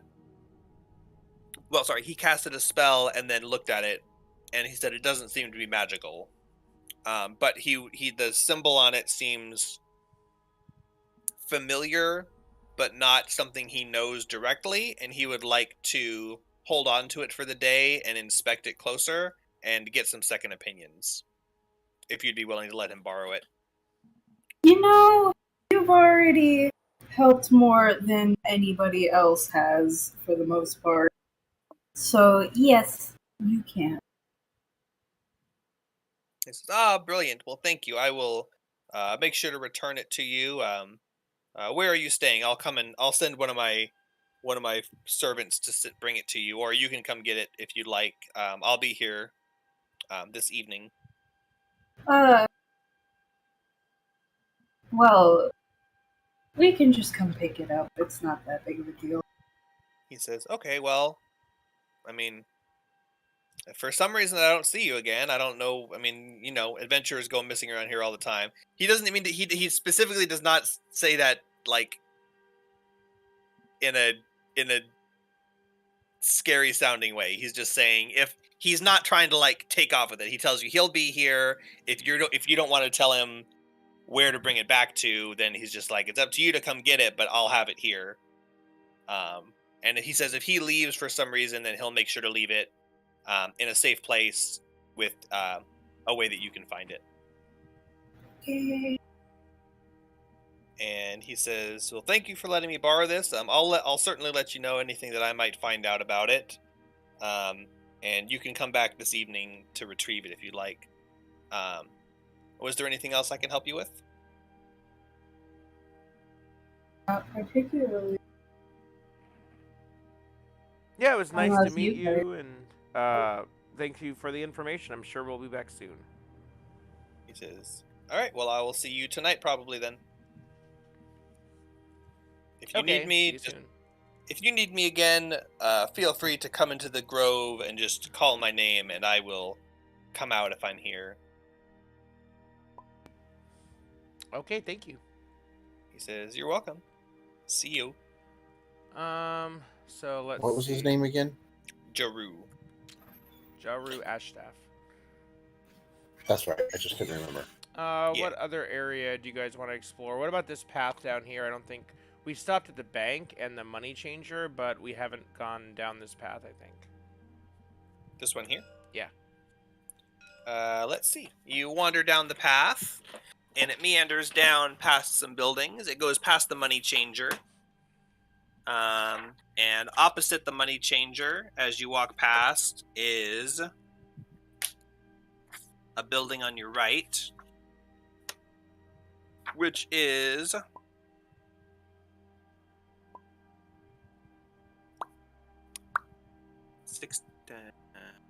that one. The building right after the money changer is a small cottage with a tidy front porch with a broom leaning near the door. A nicely painted sign hangs to the left of the door and depicts a painted shield and a chest of drawers. And if you continue walking, say so, and otherwise... Which building is that? Oh, I will, let me ping. So this is the money changer. This is the small cottage with the broom and a chest of drawers painted on a sign. A broom and chest of drawers. Let's stop in there and see what it is real quick.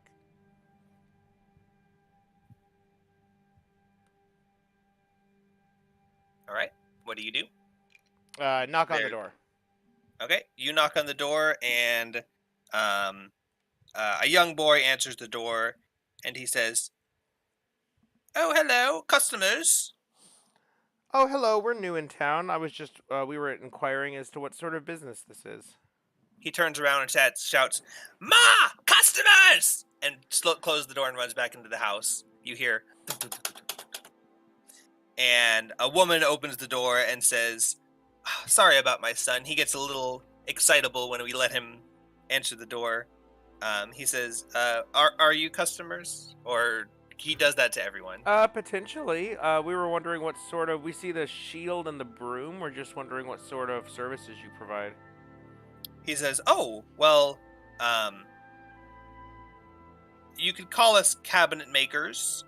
My husband,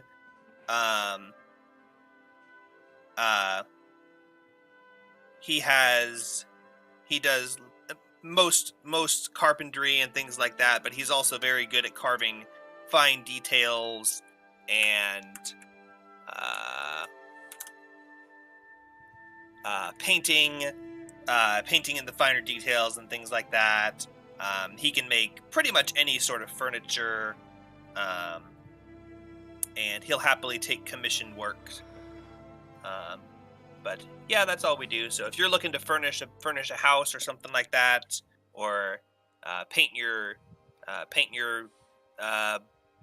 symbol on a shield or a piece of wood, the cabinet maker would be happy to do that for you. Oh my god, how do you spell furniture? Fur, knit, your. Yeah. I knew that. I was just testing. Uh-oh. Oh god. Uh-oh. Oh god, how do I... Trash. Trash. Trash. Trash. Trash. Okay, well, thank you very much. Well, I'm sure we'll be stopping by whenever we... Oh my god, now I can't move it. Oh well, it's stuck there. Yeah, the text thing sucks. I'm sure that we'll be back later when we acquire a headquarters and need it to be furnished. She says, I look forward to it. Okay, thank you Come very back much. anytime. And we go on to the next building. All right, as you pass the building on your left, next to a thick hedge of evergreen shrubs, is a modest yellow cottage with a thatched roof. A small plaque hangs near the front door that depicts an earthenware jug. It looks like this might be the house of a potter. Yeah, I think I can make that assumption, so I'm just going to make a little note. Pot. Pot. Uh-oh. I'm going to forget what that means. And on to the next house. All right. Set on a slight rise overlooking the swiftly flowing river is a typical cottage with an imposing stone building to the side. An oaken cask suspended from a pair of thick chains is displayed in front of this building. Cask with chains. Yeah, I'm going to have to knock on the door. You knock on the door, and a man answers, and he's got a thick gray beard and short silver hair, and he says, let's see. Oh, hold on.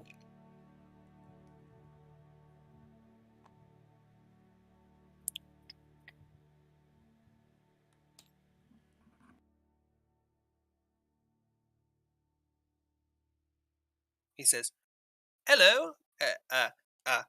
Fuck, I can't do accents. Hello, what can I do for you? Is this a Philadelphia accent? God damn it. Okay, so no. He says, hello, what can I do for you? In what sort of an accent? In exactly that accent. It's like a hello, what can I do for you? Oh, There he's you go. Canadian. Hello there, good sir. We're new in town, and we were just wondering what sort of services or wares you provide. He says, oh yes, I'm the brewmeister. I make the brews for the town. Oh, brewmeister. Oh, like Yes, alcohol. He says, yes, I don't sell them out of my house, but the inn down the stream carries quite a few of my brews. Okay, so Strange Brew with Rick Moranis and, is it John Candy? Who's in that movie? No idea. It's a good movie. Actually, it's not, but it you should watch it anyway. Okay, well, thank you very much, sir. We're going to continue on our way. All right, nice to meet you. Please don't make me talk with this accent anymore. What's the thing where they get trapped in a vat of beer, so they have to drink all the beer to get out of it, and then they're like hugely bloated? Gotta take a leak so bad I can taste it. Yeah, Strange that's Brew. Yeah, that's the line. Yeah, they're like That's a great movie. they're swollen up like bigger than the blueberry chick in Willy Wonka. They're like, it's like house size, and they're just like these balloons. Yeah, that's what he says. Oh, I gotta take a leak so bad I can taste it. It's a Canadian movie. Oh, the movie is just absolutely brilliant on so many levels. It is like one of the all-time best movies ever. I haven't seen that movie in 20 years. Okay, so we move on to the final building. Oh, and then after he gets out of the tank, they find out the building is on fire, and he pees and puts it out and firemen are like, wow, what took you 2 minutes would have taken us 2 hours. Oh, yeah, that's right. You can leave your marker where it is, but this is the main building, and this is Okay. a brew house. So this is kind of like a locked stone building, and if you ask him what that building is because it's locked, he would tell you it's the brew house. Okay, and we do. So now we know. What is... Okay, this was the temple. I'm going to mark that. Okay.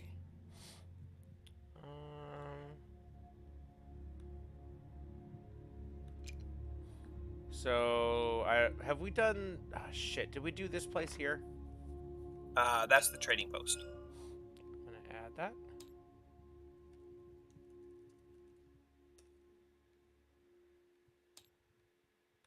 Okay, and right here, have we been there? I like think a you walked up farm. and looked at it, but I don't think you actually went there. Let me see what it was. Looks like it's just a farm. I think so, but let me see what the description was.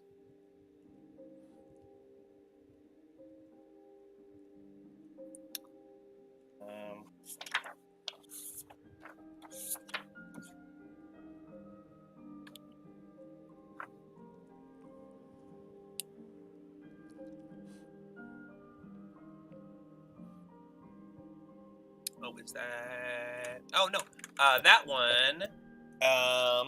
A wooden sign shows a cart and horse, indicating that this is the domicile and quarters of the local carter.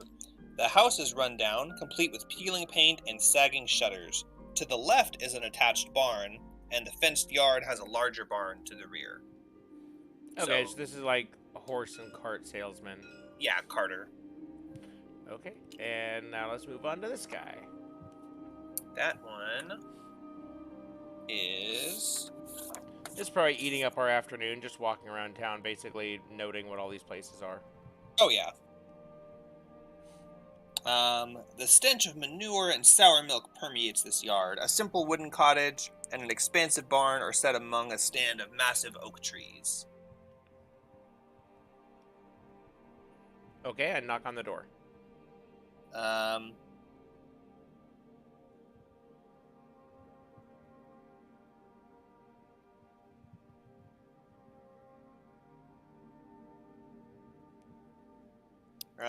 You knock on the door, and an old woman answers, and she says,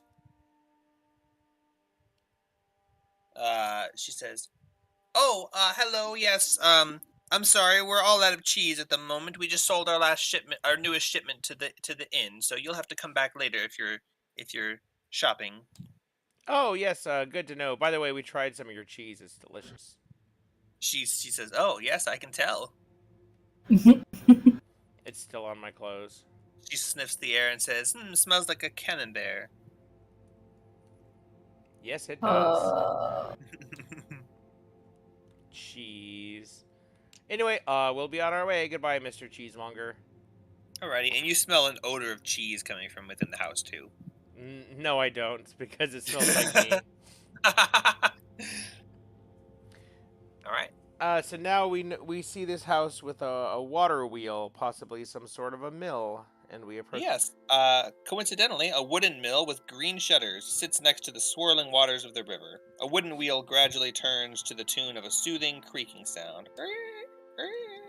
I don't think we need to bug the miller.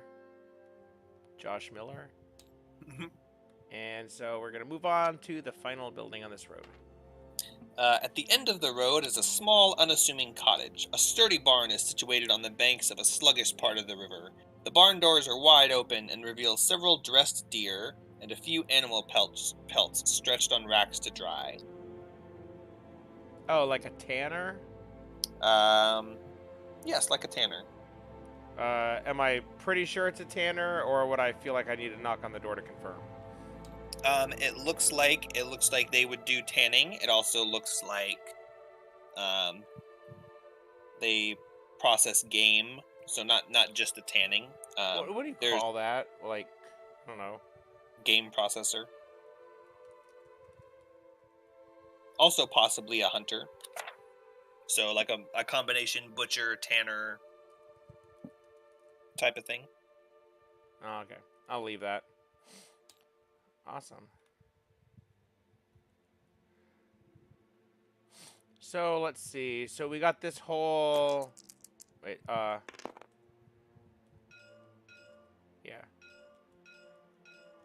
This whole section of town on the other side of the river we've got covered now, I think. The farms are all over here. All right, well, let's check out this middle area. All right, that one is one you've seen before, but you didn't investigate it too closely. It is... Are we doing this? Ping it again? Yes, that one. This plain building is somewhat run down, clearly repaired in locations. Oh, chicken house. Several chickens meander the yard, and a large barn sits behind the house. That's the chicken house. Chicken house. Okay, and is that basically this whole thing? Not this one. That's part of this other complex, but yeah, it's those two buildings. Okay, so what about this stuff over here? The smaller building. This small cottage appears to be a converted storage shed. The small building sports 2 windows, each obscured by frilly curtains inside. And the other one, the longer one, is... this building appears to be in fine shape, perhaps recently constructed. It has brown painted walls and a shale roof. A pair of green double doors lead into the structure. Behind the hall are several even rows of recently planted maple tree saplings. Oh. So, newish building with maple tree saplings behind it, and small converted storage shed with frilly curtains on the inside. Okay, so it's a maple farm. Is this the bar? That's the tavern we've been at, right? That's the tavern, yeah. I recognize that, but we haven't marked it. It's the tavern and inn. Yeah. Okay, and what about this over here? That one is 2 large oak trees flank this quaint shop with a tidy yard. The exterior is freshly painted, light blue with contrasting dark blue shutters. A wooden sign depicting a bag of wool and a loom hangs above the doorway.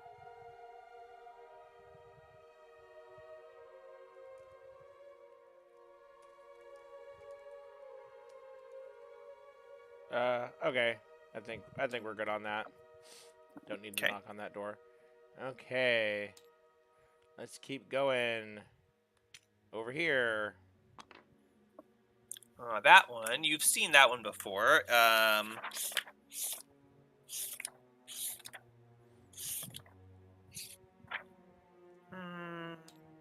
This place has an 8-foot-high stone wall and a heavy gate. It is obviously the residence of some well-to-do folk and appears easily defensible in times of trouble. The house itself is constructed of stone matching the wall, with a slate roof. The yard is tidy and well tended with pruned rose bushes. Okay. We can bug who lives there later. Have we talked to anyone here? Anyone where? In the wealthy residence, yeah. No, you haven't gone past the gate before. Okay, we'll just leave it for now. We know someone lives there. We can check that out sometime. All right, let's check these other nearby buildings. This looks like it's got to be a farm. The one on the left is, you've seen before. It's converted from a rustic barn. A wheel with a broken spoke is mounted to a simple post just off the road. Okay, is it part? Are these the same complex? No, the second one, the one on the right is different. The one on the left looks like it's a person who makes wheels. Okay. And the one on the right, the sign before this large building depicts a saw and hammer. The building appears newly constructed with a fresh coat of red paint, which I believe I pointed out to Toddy before that it's the carpenter. That sounds familiar. When you were looking for a piece of wood or a sign maker or something. Okay. What about this building? That one is a well-maintained blue barn is attached to a modest cottage that's in need of a new roof. In a nearby pasture, dozens of head of sheep lazily graze on the grass. This place is obviously that of a herdsman.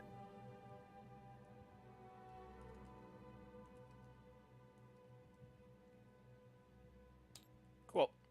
Wait, and let me tag the druid.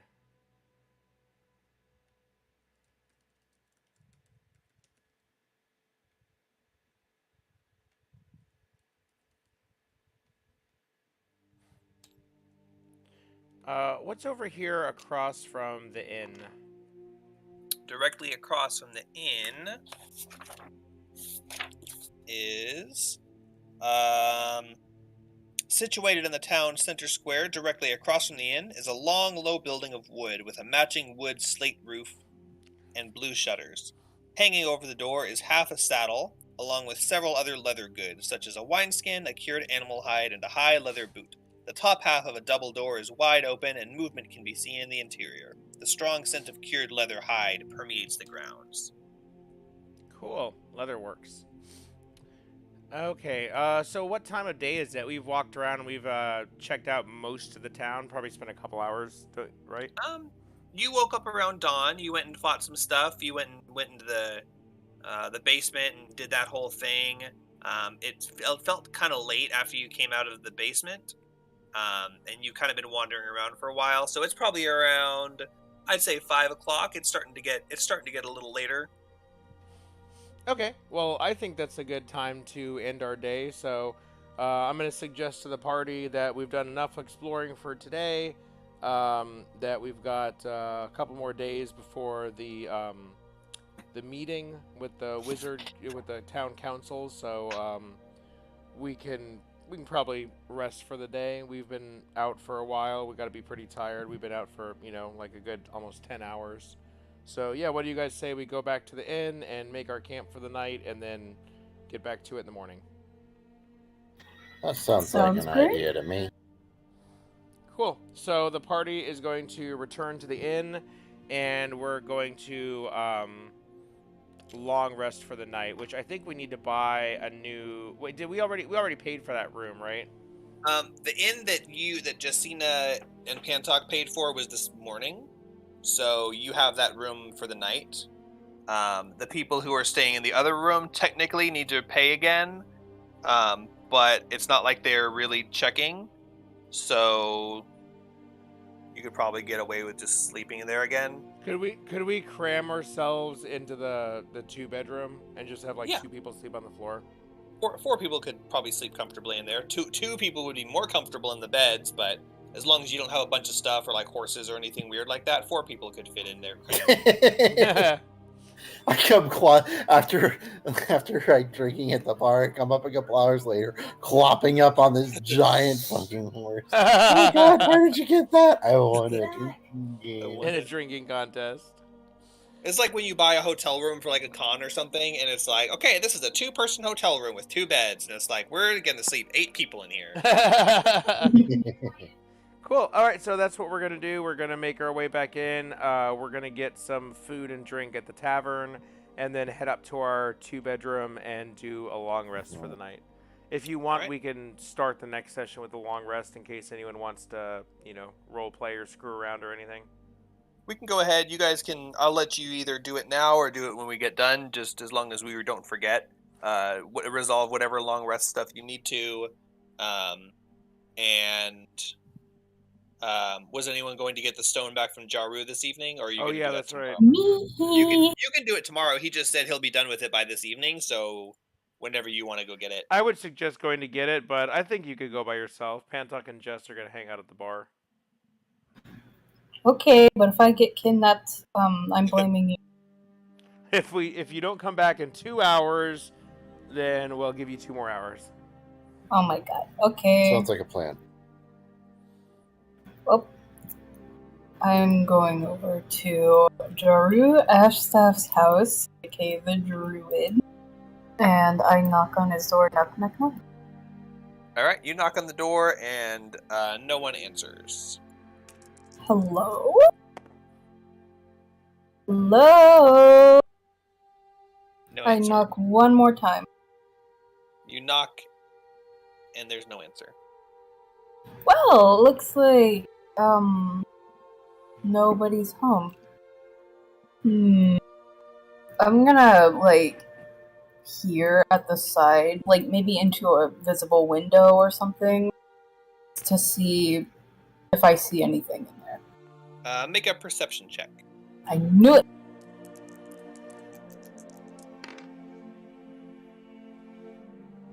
Oof.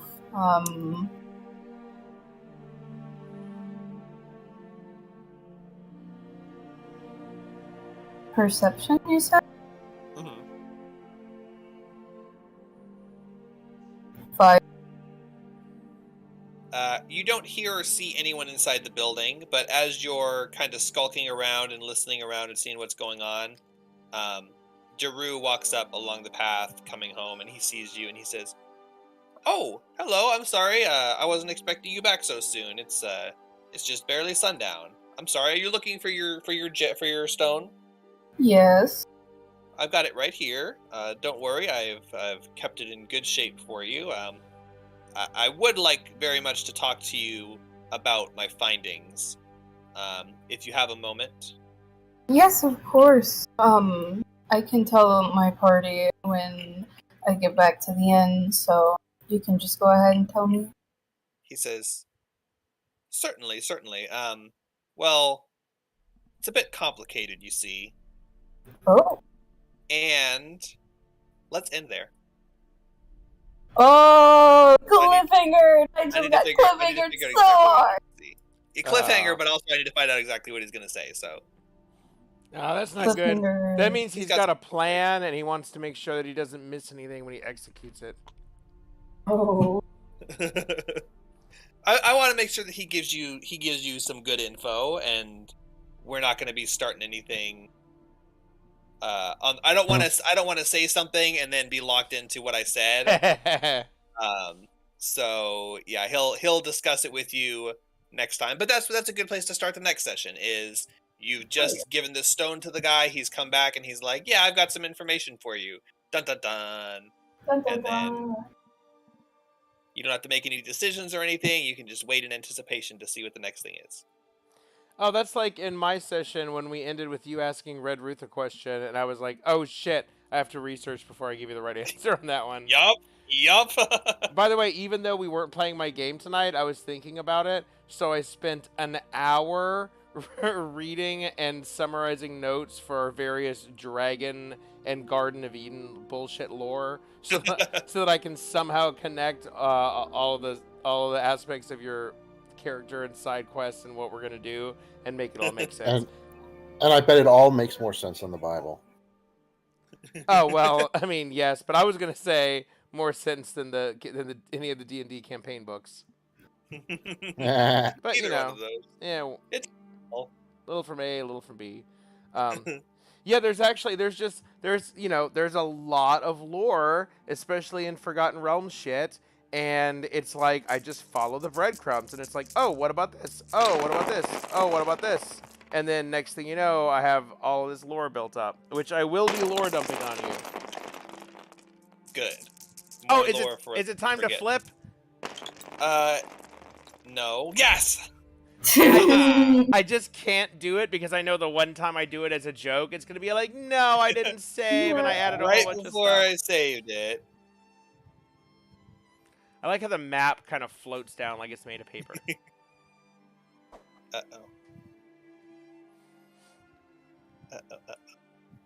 Oh, did you delete all my labels? No, fuck, what did I do? I have a little DM area over on the side that's hidden, and I just have an object there that's like stretched out, and all my stuff fell off. Oh, I can see in your DM area now. Ooh, a hill giant. Yeah. It's just random stuff that I had like pulled out. Why is this thing not random stuff? Why is this thing not working? I'm trying to look at all the objects. try to guess and predict things. I don't think I have anything that's like an upcoming anything, but Oh, there should have been like a thing that says "Burn the Wizard," but it's like this large size like aboleth or some shit like that. A mind flayer. Yeah, it's a mind flayer named Burn, and we're like, oh, what's this mind flayer named Burn? Oh, that's unrelated. Oh, disconnected. That's sad. I'm gonna reload it because I might need to remake that little thing. It's like there's an object there, but it's like the I think that fixed it. Yeah, that fixed it. The size of this little fake table thing, because it's just an object that I locked in the air, and the size of it kept getting reset. So all the objects I had sitting on top of it were just falling into the abyss. But when I reloaded the map, the size of it was correct, so we're good. Oh, cool. All your labels are safe. Okay, well, then I guess we're going to leave off there. So I'm going to go ahead and end my stream, and then next week we can pick back up in your mission. I mean, yeah, I was going to say, which one do you want to... Both of them are on a cliffhanger right now. We can continue with mine since we have it. Get you guys on your next quest. See what you want to do. Depending on how far you go, might even be able to do the council meeting thing. Yeah, I don't know. I like to do a couple, and we might get to the council meeting next time. If we just kind of blast through the town, like check out a couple more buildings and just, sleep, rest for the next day or whatever, like we could pretty much just fast travel to the council meeting, so we might do that. I kind of like doing more than one session if it makes sense. Like if there's about to be a big transition, then that's a good time to swap. But I mean, we played a couple of, well, wait, did we? We did the Bone Brambles last time. I don't remember if that was We did 2 Bone Brambles. Oh, okay. So, yeah, let's do another one of yours. And then another one will probably get us to a point where we want to take a break and then go back to Avernus. I think 2 and 2 is good because it lets us do one session of Remember Where We're At, another session of Follow-Up, and it gives the other DM 2 weeks to prepare whatever they're going to do next. Yeah. So I've only got a week to figure out whatever I'm going to do next, but after that, once I figure out where we're going to go, then I'll have 2 weeks to continue from there. So, yeah, I feel like I usually prepare about 2 weeks at a time. I mean, you're going for one session, but during that process, you end up coming up with, maybe like 2 or 3 or something like that. So, like now I know exactly, because you asked a question about your side quest, and now I know exactly which, by the way, I had that stuff all planned out. It's just more like what characters give you what information and how are you being led toward whatever. So that's the part I wanted to make sure of. But yeah, that's all documented now, so we can go back. You guys can head to the Wandering Emporium. Like that'll probably be the next session is going to be kind of a travel to a new location sort of a thing. But like after 2 sessions, because you guys are kind of going like you're kind of about to make a decision, like I kind of know what you're going to do, but you're definitely going to get more information when you go to the Wandering Emporium.